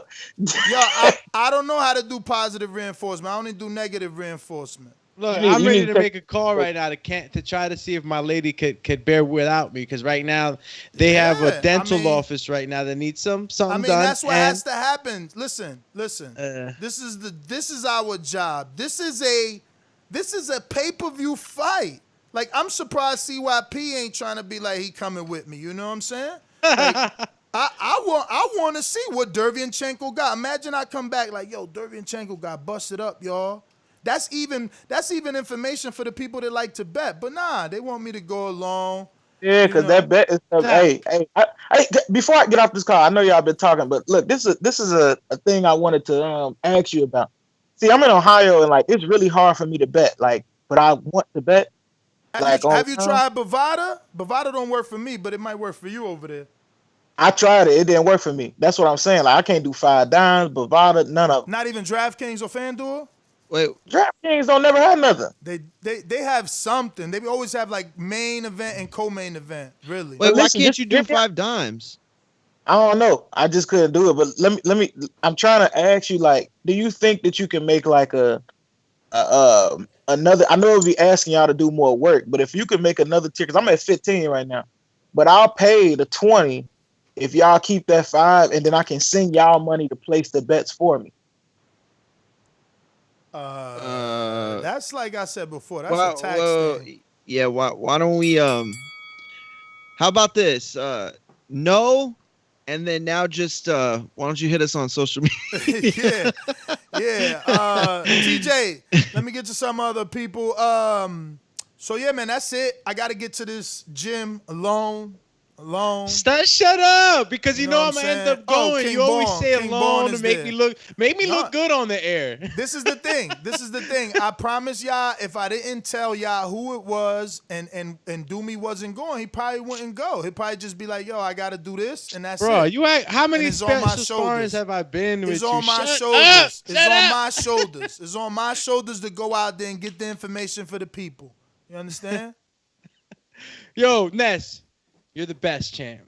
You're the best. I don't want to be the best. I don't want. You're I the want. best. I want all of us. I want all of us to be the greatest. Keep you down. I mean, you should feel flattered that the coach is like, "Yo, I want y'all to come down." Oh hell yeah! And Like I said, look, I had a commitment. I gotta but keep now, being now like, I'm trying "Yo, to see where if I, Doomy at? Where get around Doomy it. at? Where Doomy at?" Oh, nah, he has something else to do. I gotta do that all day. All day. Hey, listen, I made the calls right now. We gonna see what's gonna happen. Mario, tell him. I wish this would have happened October 24th. When I'm there, I'd have went. Wouldn't you have went? Listen, I go because I've not lived that life. Right? Y'all live that life. Mario it might can't probably answer, be a little he can't more. Answer nothing straight. it probably be a little more, or like less exciting, but I've only ever covered like a fight at a time. Like y'all got to live that life. So of course I'd go, of course, but it's not a fair comparison. Mario, as soon as he said special sparring, as soon as he said, yo, I gotta take this call. I know my friend. I know what's going on already. I want to go. I really do want to go. I just made the phone call right now to my lady, see if she can, handle whatever she got to handle. And if she can, I'm out. 2 boomerangs. A keyword. I might keyword spar if. with these guys. Keyword, guys. He tried to slide it in like Bomac. If. We going out to Boomerang, J-Mac. CYP from Sony. Yo, nobody said Thurman wasn't valuable. We said he ain't worth 10 million. Brian said he ain't worth 9 or 8. Everybody agreed. It is what it is. You took that L. But remember, this show is recorded, so remember, nobody said he ain't valuable. And you are continuing to take hypocritical promises with your 3LW taking ass. Have fun at sparring. CYP out. Promises. CYP, man, send me $10 for lunch, man. You know I'm going over there to find information out for you on your guy. You know what I mean? He's facing Charlo. I'm just saying, look a brother out. Especially since I'm going to go alone. You know what I mean? Because do me stunting for TV, y'all. I'm telling you right now, I know this brother. Listen, Osiris MMA says, why doesn't... Nah, I'm a stunner right now. He's shaming me into going. I got to. But here's the thing. Everybody know that, Doomy. Like everybody know that's what he's doing. I'm already going. I got to. Look, why doesn't Bob send a pandemic specific counteroffer? We want this fight, bud. That's what we said. We think it's a starting point. I'm just kind of slapped it out like, no way. Yeah. I'm at Dance, CYP, you the man. Look at that. All the back and forth. He sent the $10 for lunch. What y'all saying? Say he ain't no supporter. And Bo, if you serious, I'm actually will send you money. I swear on everything. Because Bo be winning. I know it ain't no guarantee, though, so you're going to have to send me some sort of fine print. Because he talking about super chat. I'll double your money in 30 days. Deposit whatever. King Bo, Bovada. But look, I'm not endorsing Bo or that statement, but I see statements. I see his statements. He's been sending them. So like I said, answer my question, Bo. Answer my question. Ness, before you answer Ness, the question, you always with your wife? Yeah, I'm always, because I work from home. What you want me to do? What you want me to be at? Yo, the brother has said. Yo, why Rob gotta be? See, instead of being happy that he bought me lunch, UK Rob says, so that's 666 lunch because he took the 33% from YouTube. Yo, UK dude so negative, man. Hey, yo, we splitting up. It was an American. An American sent me lunch. And guess what? He only sent me lunch. Rob did the math, so won't the UK dude send Doomy some lunch in case he's really going? I'm a vegetarian, guys. Don't worry. Yo, we got the Brussels. So what? There's salad. A salad. You know, I'll eat a carrot or two. Yo, my dogs love carrots. Yo, if Danny a duck for not negotiating, then so is Bud. Exactly, but that's the thing. You can never hold someone to the fire. When the shoe don't fit their argument, it don't fit their argument. CYP, man, go ahead and get some counter punches for all these lunch super chats you sending, man. Thank you so much. He sent another 5 because Rob was hating. Still, no 5 from Rob, though. Go ahead, CYP. Nothing. Yo, Rob, you can 666 these nuts, all right? And all you do, this Bud's for you. CYP out. Oh! All right, did we ever get the J-Max boomerang? Boomerang, J-Mac. Yo, can y'all hear me? Yes, sir. Bless the Lord lives. I think you should have the guy on the show more often. I like actually talking factual topics, and when he can break factual conversations, we can argue facts instead of arguing your narratives, which you choose day by day and switch up every topic and every conversation. It's funny how you point out how somebody uses something to argue their argument. You do that shit on a day-to-day basis, and then you wonder why people come on you for it daily. Unlike me and a few others, I'm not sheep, so you can't just tell me and feed me anything. That's why I keep coming at you, and I will. Take your L's. You took a lot of them today. Let the Lord lives. Have a nice day.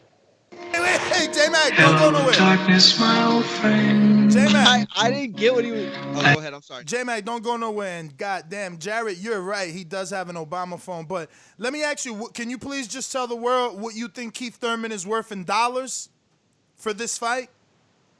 What would you think is fair to give Keith? I think, honestly, first of all, can y'all hear me clear? Because I want to clear my Obama line right quick. Can I clear that up? You going in and out, but if we don't hear you, we'll let you know, and you can text it to your brother or to me.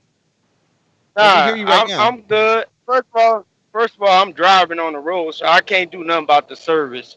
Tell Jared Lord to keep my dick out his mouth, because he keeps saying my name and like talking about me. I mean, he's a fascinating to me.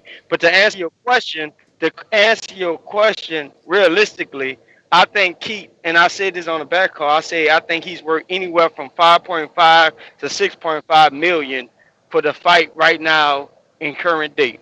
So not 10 million. Real quick. You still offering him the same amount as Khan or slightly more? Yes. Hold on, J-Mac, chill. And I know that your guys' argument is that Khan is international star and all that stuff, but remember, in retrospect, which means right now we know the numbers were only 150,000. And being as though that Keith did more than that with Pacquiao, you don't think that those American pay-per-view buys are more worthy, more valuable right now than whatever Khan allegedly brought that didn't work out? It didn't work. His quote-unquote stardom didn't work. It was 150,000 pay-per-views in America. Can I answer that? Yeah, I need to get it out. I think it do anywhere from 250 to 275 with Keith Thurman in current day and current time. So pay-per-view numbers ain't. But J-Mac, that's still either 125 more than what Crawford did versus Khan. So you still saying? Okay, can I answer that? Can I answer that? Why I say that? Because it's not Keith Thurman. It's Errol Spence Jr. That's the big fight at welterweight. Whether we want to say who he fought or he hasn't fought, it's Errol Spence. I gotta let you go. That's See, this true. is what I'm saying. That's true. He can't have a conversation. This is what I'm saying. Mario, tell me. Everyone likes to say Khan brought so much to this fight, and that's why he got paid what he got paid. But in retrospect, we know the fight only did 150,000 pay-per-views. So everything Khan allegedly brought, he didn't bring it. Now, just based off J-Mac, he's saying, no, give him 5.5, which is what Khan got, or 1 million more, which, okay, that's decent, 1 million more.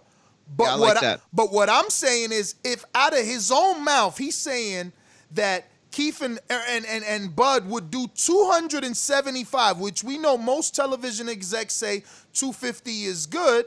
275 is 125,000 more than what Khan, with all his fame, all his popularity, brought. So he himself is saying that Keith is way more valuable, way more. Oh, I see your point.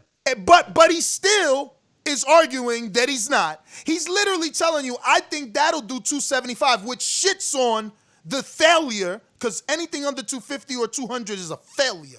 Okay? I get your point, and you're absolutely right in that narrative. And here's the thing. We all know Keith is more valuable in the sense of what's a more valuable fight. What do people hold in high regard? I think, though, you still got to look at the fact that Khan brought 14. I mean, he didn't alone bring it, but that fight brought 14,000 people.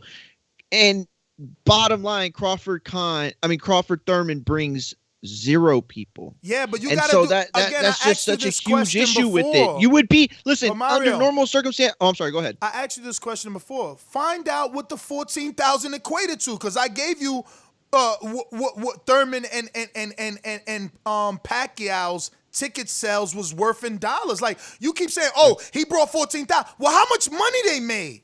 Don't just tell me 14,000 came. How much money they made, bro? So it don't matter if you made six.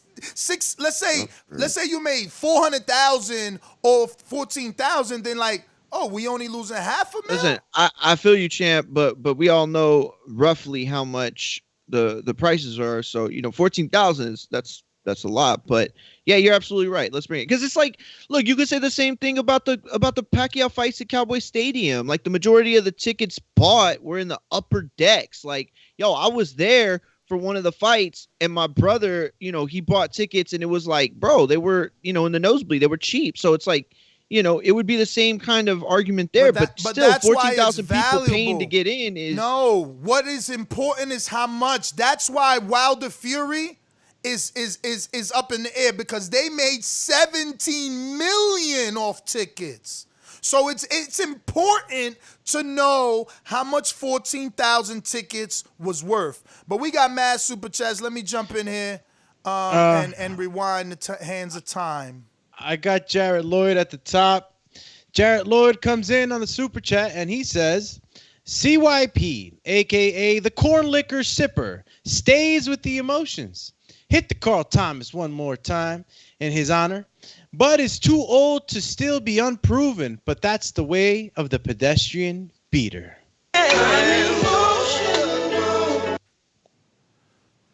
Did you get to Elijah? Yeah, well, I'm just going down the line. The next one's from Jose Alejandres. And he says, imagine being 32 and your best name is Khan so far. Laughing emoji. Oh, man. Yo, so you got to Ben? No, I'm going down the list. Oh, Bama yeah, no, Bo. you did get to Ben. I see that. Bama Bo says, I double your money in 30 days. Deposit whatever King Bovada. All right. That's my man, King Bo. All right. Mr. CYP says, yo. I think he got Mr. CYP. Boom. Oh. So, yeah, no, put those in context. For CYP, that was, him sending the lunch. Now, real quick, did you get the Boston Jared who said, ask Brian if he talked to Paulie recently? Laugh out loud. Yeah, those are the earlier ones. We got those. The next one is Javier Capetillo. Shout out to Coach. He said it might be 2 lunches. That's what I'm talking about, Chad. Now they forcing you to go, I'm going to eat all that food. You got to go. Yo, I'm straight going, Chad. Did you get Elijah's second one? Where he spelled "do me" with an I. Nah, I didn't get to that one. Do me with an I. You can do better. Ness is weak, coward. Yeah, Elijah, man, don't worry about it, champ. You listen to us more, you'll see. It's a terror dome in here, champy. But you the champ. Intrigue the Incredible says lunch money and use the change to buy some scratch and sniff posters to send out to some of these ball sniffers. Basketball. Emoji. Yo, we got one from Carlito. He chose to go the Cash App route. Thank you. And he says, to add to your lunch fund. And Joseph, Big Super Mex out in Plainview, Texas says, for my boy Doomy, grass lunch, no 30%. Laugh out loud because he didn't go through YouTube. Let's go, champ. And then we got Mac. We got G Trey in the beta says, them UK boys be the biggest haters. Don't support the show. Lunch for Doomy. So Trainer Bay also sent lunch. But Carlito is from the UK, so shout out to the one lone soldier out there. We got Teddy B. Teddy B at Midwest Sports Talk says, we need to put a clock on the response of answers to stop guys from dancing around the question. And then Coach Mitty says, stop lying, Ness. Khan wasn't supposed to bring. I can't do it without him being on. I don't have it down. I don't have it down. I need at least to hear him once. But anyway, he says, stop lying, Ness. Khan wasn't supposed to bring in U.S. buys. Khan brought foreign TV rights to the pot. Hey, so all he's doing is saying that Bud isn't the star because he was supposed to bring in the U.S. buys. So, hey, I get you, Mitty. I get you. But if he wasn't the star, he wouldn't have gotten the A-side treatment. So yeah, but all I'm saying in retrospect, you can tell they made a mistake. They know now they made a mistake.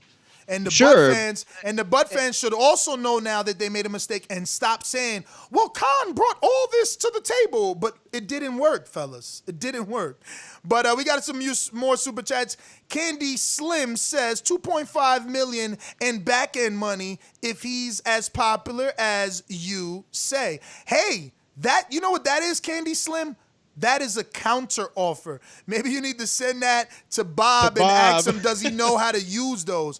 And Ben Federica says, respect to the UK, respect to the US. The hardcore haters need to stop with the retirement phrases to Wilder. I'm effing sick of it. Is Mike Tyson on a mission to beat Foreman's record? TBV. Prayer emoji hands. Thank you.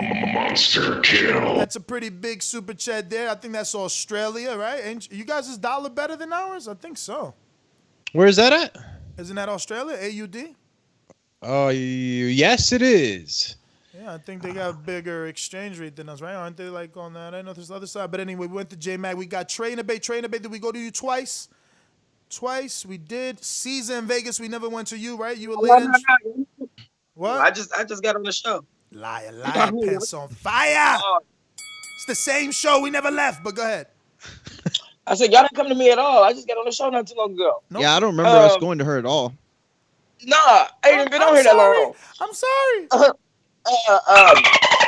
Hey, I would like the Thurman. Y'all was talking about the Keith Thurman versus Bud, right? That's a good fight. I want to see it. I want to see all these dudes fight. What do you think about Thurman asking for $10 million? No. That ain't what we don't know that. Bo Mac is saying that, but we want to ask you the value. What is his value? Because that's the question. Is Thurman worth $10 million to Bob and Crawford? They can negotiate, can't they? That's what I said. Yo, why you so sane? They ain't gonna like that you that sane. I'm telling you. They got mad at me yesterday for saying that. Oh, well, not they, but he. Oh, stupendous. We all know who he is. We all know who he is. Oh, CYP got mad at you. There you go. All right, well, let's get out to Jonathan. What up? Jonathan going once. What up? I see you just got to talk. Oh, okay. Top of the morning to you guys. Look, man, one thing I want to ask is, when did Keith say he wanted 10 million? Because to me, I feel like that's being lost. Like he say that. No, He did it. Bomac He did it. Bomac said that. Bomac. No, that's what I'm So saying. all the Which I said bud from the tenders beginning of the ran show. with it. They're running with it, and it's like, when did he say that? It's like somebody saying Jesus wept, and then that's it. And it's like, but why did he weep? And it's because he was upset that Lazarus died. So, like, Shortest verse in the did Bible. Keith say he wanted 10? Was it when he had one belt? When he had two belts? When he was about to fight Pacquiao? So it was just like, he only gave us part of the narrative, and now everybody's running with that. Like, Keith didn't come out and say on Brian Custer, send me $10 million and I'll sign it on social media. That's not what he said. He said, send me a contract. And I just feel like it's bogus that, you know, Bud can be guaranteed 5.5 million, Khan can be guaranteed 5, but Thurman is a two-time champion in a welterweight division with arguably the second or third best resume if you're going to include Pacquiao, and you can't entertain anything. Like, to me, the best way to shut Keith up is like, hey, we sent him the same thing we sent Khan. Here's $5 million. Now what's up? But it's just like, your handlers are saying Keith isn't a worthy adversary, but Danny is, coming off the 2 types of win that Danny did, or Khan is a worthy adversary coming off his. And it's no slight to those two, but it's just like you've been saying, it's a stepping stone format. And it's just like, Floyd Mayweather keep telling y'all, follow the blueprint. And to me, it's just like, why is Keith damaged goods now that he lost? I think because because of his injuries. I don't know if you and I disagree on other calls, but I gave you 49 more seconds, man, because you're speaking like the truth, my gospel. You know, like, I don't understand why it's so hard to do a show without taking sides. Maybe I'm victim of that, but I know I do it a lot to troll dudes. Like the Canelo shows, I'm trolling y'all. You force people to take sides. But I'm wondering, like, why we can't get more sane callers like that. That's just like, yo, let's just get this done. Oh, he said 10. We gonna start with 10. What is it gonna take? Not, you know, dookie on Keith and say why it's not a good fight. Like, when we know that it is. But anyway, that I think is the last. Oh no, we got King Born, right? Did we go to that one? I thought we played that intro. I know when we go to King Born. So I played that intro. Okay. You didn't. I didn't. Okay, so we gotta go to King. When you see old dirty bastard fall in a position like that, then you know that I'm getting ready to bust your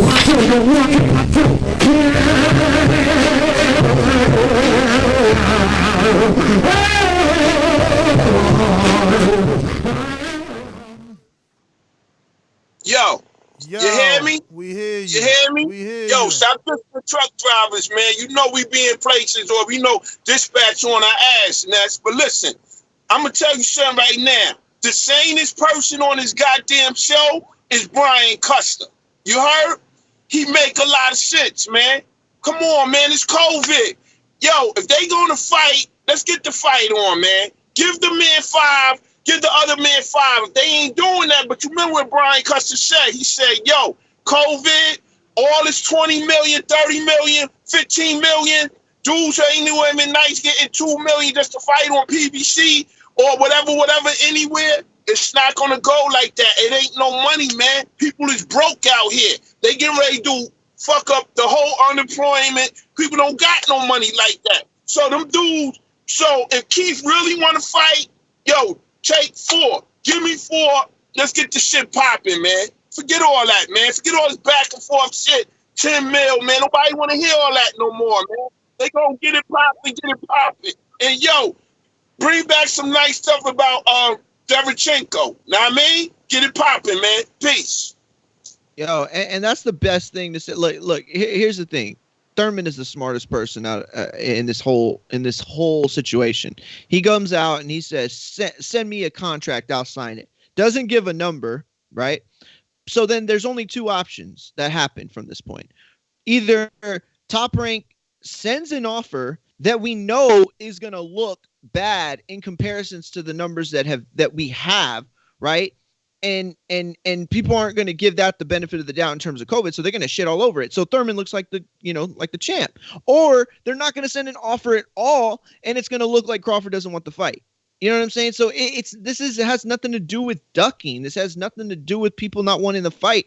It's the pure economics of it. If these guys came out and said, "Yo, I'll take minimum for this fight. I'll say, that's a different story, but nobody's saying that, nor should they feel like they have to at this point. We don't know how long this is going to last. If everything's back up by January, and they can, produce the money, but there's just so many holes. We haven't even gotten a second stimulus check. People's benefits have ran out. Like, the government hasn't done shit to help anybody that really needs help. Oh, the Lakers got money. The Top Rank got money. Everybody got money except for the people that actually fucking needed it. You know what I'm saying? So, it was a smart move. Thurman made a smart move. Like, he knew it was a bluff they wouldn't call, and now he looks like the champ in some people's eyes. I like what Jonathan said.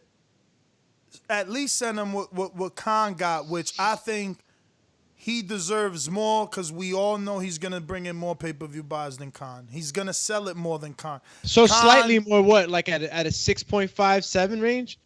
I mean, like, how much more does he garner for that? I mean, for that alone? Again, looking at the landscape, this guy's getting 7, 8, 6, 5 foot. Like, yo, Triple G, this guy got 5.5 to fight Triple G Derevyanchenko. So I'm just saying, But remember, we came to the sort of a conclusion that you have to just take the account of the pandemic, right? We can't do that, because this is gonna be on pay-per-view. But who has money to spend on pay-per-view? The same on people those prices. The same people that's gonna buy Danny Earl. And who's to say that does the same? Like, that's what I'm saying. There's so many variables you can't account for. We'll see. No, I don't think so. We got UFC showing us that people are spending. Yeah. Listen, but that's also a different audience. I'll tell you right now, my grandpa's ordered every single pay-per-view, and he don't got the money right now. He ain't going to order none of them. I promise you. And that's cool, but we don't know. Like you said, till that comes out. A lot of older audience in boxing. Let me get to these super chats, man. Right. TJ, I got to this one and said, F what you want, what Thurman want, and get 4 packs start there. I said that. J-Mac got a counter punch. The next one was just blank. The next one was from Sony. We got to that. Yeah. Next one was from TJ again, and we did not do it this time. I don't know if y'all did when I stepped away to tell Custer the interviews are great from TJ. Mm-hmm. Oh, you did? No. Say that one again. Oh, well, never mind.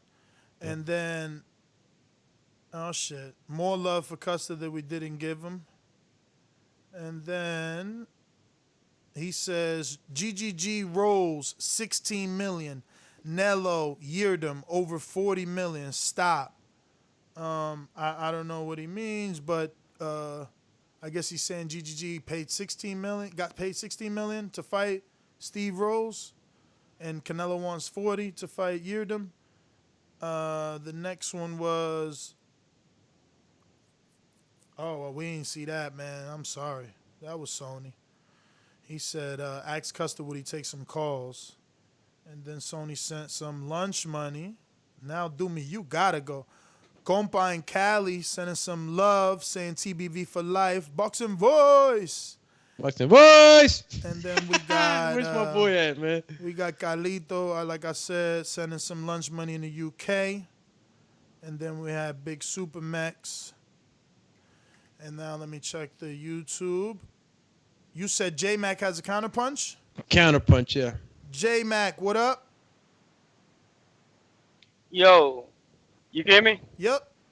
Clear, bro. Hey, it's funny how you got to give Jonathan Sims a known ballhead who come on here and have the same narrative every time. 49 seconds, so your ass took so many L's today. You Damn, he went from guy on here, remember, because we all don't know enough about boxing. We all don't know enough about boxing, so you know everything, but you got to give somebody else who don't know shit more seconds to argue your point that you lost. And also, it's funny how you changed up the narrative of the call, because this show was about the 10 million, and it started off, now we telling calls about negotiating and what have you. Whatever happened to the fact that the show is about 10 million? And last but not least, the show yesterday, when Bob had said that he was priced himself out. Bro, man. Hey, what happened? I'm gonna give him the benefit of the doubt and say that he doesn't listen to the show because of the Obama phone, and he's driving in a truck. And maybe that's why his calls never make sense. Why are you saying that? Because he's saying that I changed the narrative when, again, now this is me repeating myself. Doomy already said that I did, I don't know how many times now, but that from the beginning I said he wasn't worth 10, but that it was a negotiation point, and I specifically used Brandon and Stonebone arguing points and brought their names up about when Bud sent Danny a $3 million flat offer. But I mean, I don't know if it's his phone, driving, or sheer stupidity. I don't know, man. He might be talking to the early part of the conversation where you were using the Mikey Garcia stuff, because I specifically said, yo, I'm not going to say Thurman asked for anything. And then you had said something like, we're going based off of what the trainer said. And from that point on, I was like, okay, well, then we're going to not pretend, but pretend, for argument's sake, let's say it was 10. And that's what probably like 25 to 35% of the show was at first. And yes, you eventually made your point. But remember, early on, you didn't tell us what you thought about it. It wasn't until almost the midway part of the show. So he just could be confused about that. And I don't think you could blame him for that. But you're absolutely right. You came out and made your point. What I heard at the beginning, what I heard at the beginning was that it was a $10 million offer, and it was a flat fee, and that he thought that was a little high. I don't know about the other stuff. Exactly. Is that, my man is a bootlicker. He loves doing this. But we argued for 25 minutes because I was using Mikey as that 7 million standard low. So somehow you're saying that he's right and I was saying 10. But okay, man, whatever. We got a super chat from Jared Lloyd. He could be arguing Jared that part Lloyd, who is saying he's driving his ice cream truck. And obviously he's talking about Jay McDonald. Let's see. Stonebone, Colorado. Talk to us. What up, man? What up? Yeah, my bad. Earlier, man, I was in the DMV courthouse, all kinds of shit this morning. My bad language. Hey, you asked what Keith Thurman is worth. How about do like you did with Pacquiao? Go for be like, hey, give me like a 2.5 guarantee and then do my backhand. That's what his guarantee was for Pacquiao, 2.5. Can I interject? Yeah. All right. So that sounds in theory cool, but now you're saying that what he assumed he would make in back-end pay-per-view, he's assuming he would make in back-end pay-per-view with a known dude who doesn't do pay-per-view. Come on. Okay, hold on. That's unfair for you to say take the same Pacquiao deal when Pacquiao is 30 times bigger than Bud. So there's obviously going to be more money in that pot. Okay, all right, I agree 1,000% with you. But the thing I'm looking at is, would you get a deal structured like that during COVID anywhere else? We trying to be realistic about what you can make. So just like how you want Top Rank them to negotiate when Keith said 10, that's the same thing we wanted from the guy that you pump on for Danny when the offer was 3. So why can't your energy be the same today? Let me finish. Everybody should be trying to negotiate if that's what it is. But I'm not finna sit here in the middle of COVID in an empty arena and when you talking about he don't even sell on pay-per-view. So why should I give you 10 million? You didn't even make that with Pacquiao. You got 2.5 guaranteed, and you got 5.5 on the back end. So you didn't even make. You didn't even make 10 million with Pacquiao, who's 30 times bigger than Crawford in a full arena. But you want to start your negotiations at 10 million in an empty arena against a 30 times less star. Can I interject since I gave you 2 minutes so far? Oh yeah, go ahead, my bad. So again, why your energy is different? Like for when it was Danny, you wanted Danny to negotiate. Now it's Thurman, and keep in mind when you hold on, Nat, real quick. I'm the one who said what you said earlier to Brian Custer after he kind of put you in a position where you didn't answer. You said, why don't they call for Why didn't they negotiate for July? And I was the one that said, oh, how about they go ahead and fight November, and then you negotiate the fight for April next year. You said, oh, now you want to push it back. That's what you told me on my call, and you said the same thing I said to Brian Custer. Doggy, That's you all know why I'm I'm saying the same thing? You know why I'm saying the same thing you said to Brian Custer? Because ultimately, I want the fight. And if Bob and everyone is saying they can't get it done today, at least you got Al calling you to try to make the fight. So fine, let's negotiate for July, the way you're negotiating in the future for the Wilder fight. But this is the logic that I don't want to hear. Danny was offered a $3 million flat fee offer, non-pay-per-view, and they offered him $3 million, a guy that hadn't been on pay-per-view. Then you offer Khan 5.5, guarantee, okay? And he hadn't been on pay-per-view. So all I'm saying is, we could come in somewhere and find a good number for Thurman because he has been on pay-per-view. His numbers are greater than all those guys, not only on pay-per-view, but just on television. That's the case that I was making. But you guys are stuck on this $10 million because that's what Bomac fed you, and you don't want a fight. You just want to argue $10 million. But when it was Danny, you wanted to negotiate $3 million. Now you got a proven pay-per-view guy. You got a dude that does numbers on television, and you don't want to have a situation. J-Mac, is this another counterpunch? No, I was given a boomerang by Sam in the UK though. Okay. Okay, you got it. You can hear me. I hear you. Once again, fag boy Lloyd continues spending money talking about me. I don't get the obsession. I guess I'm living rent free in this motherfucker head. Just on some weird shit. A fucking alien, man. Hey, once again, you changing your shit around. The whole show, you talked about the $10 million finding ways to solidify it. Brian Custer came on here and toasted your ass. That's why your name not Nestor no more, is Lester. That's what you get the Lester from. You took L's all fucking show long. And now you on, excuse me, at the end of the show, you trying to switch it around and speak like you were speaking logic. You never spoke logic. You was with the $10 million finding ways to argue the point of Keith Thurman, and throughout the callers, and hint, oh boy that just called in that you gave an extra minute to so he could suck you off. You sit up there and act like you got logic now. You're not smart, Nestor. You sit up here and always talk about somebody knows more than boxing, but you're a fucking cat. Dog, you are the biggest fool I've ever heard, and Jared Lloyd is true. He's your fucking father. You can't say a sentence without a curse. There's literally 7 riddled in there, and you get the MP3 without ads. Go listen to the show.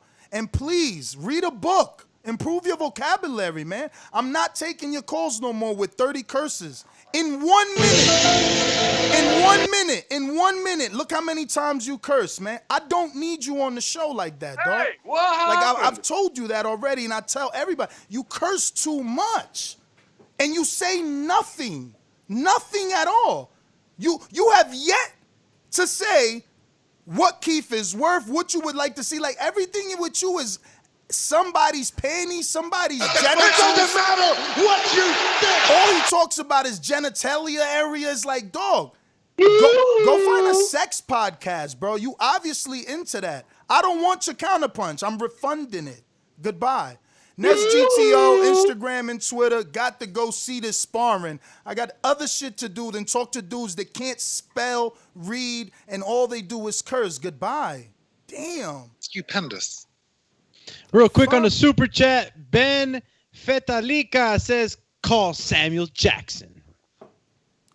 Y'all done? Yeah, I think that's all the super chats. Yeah, now he said call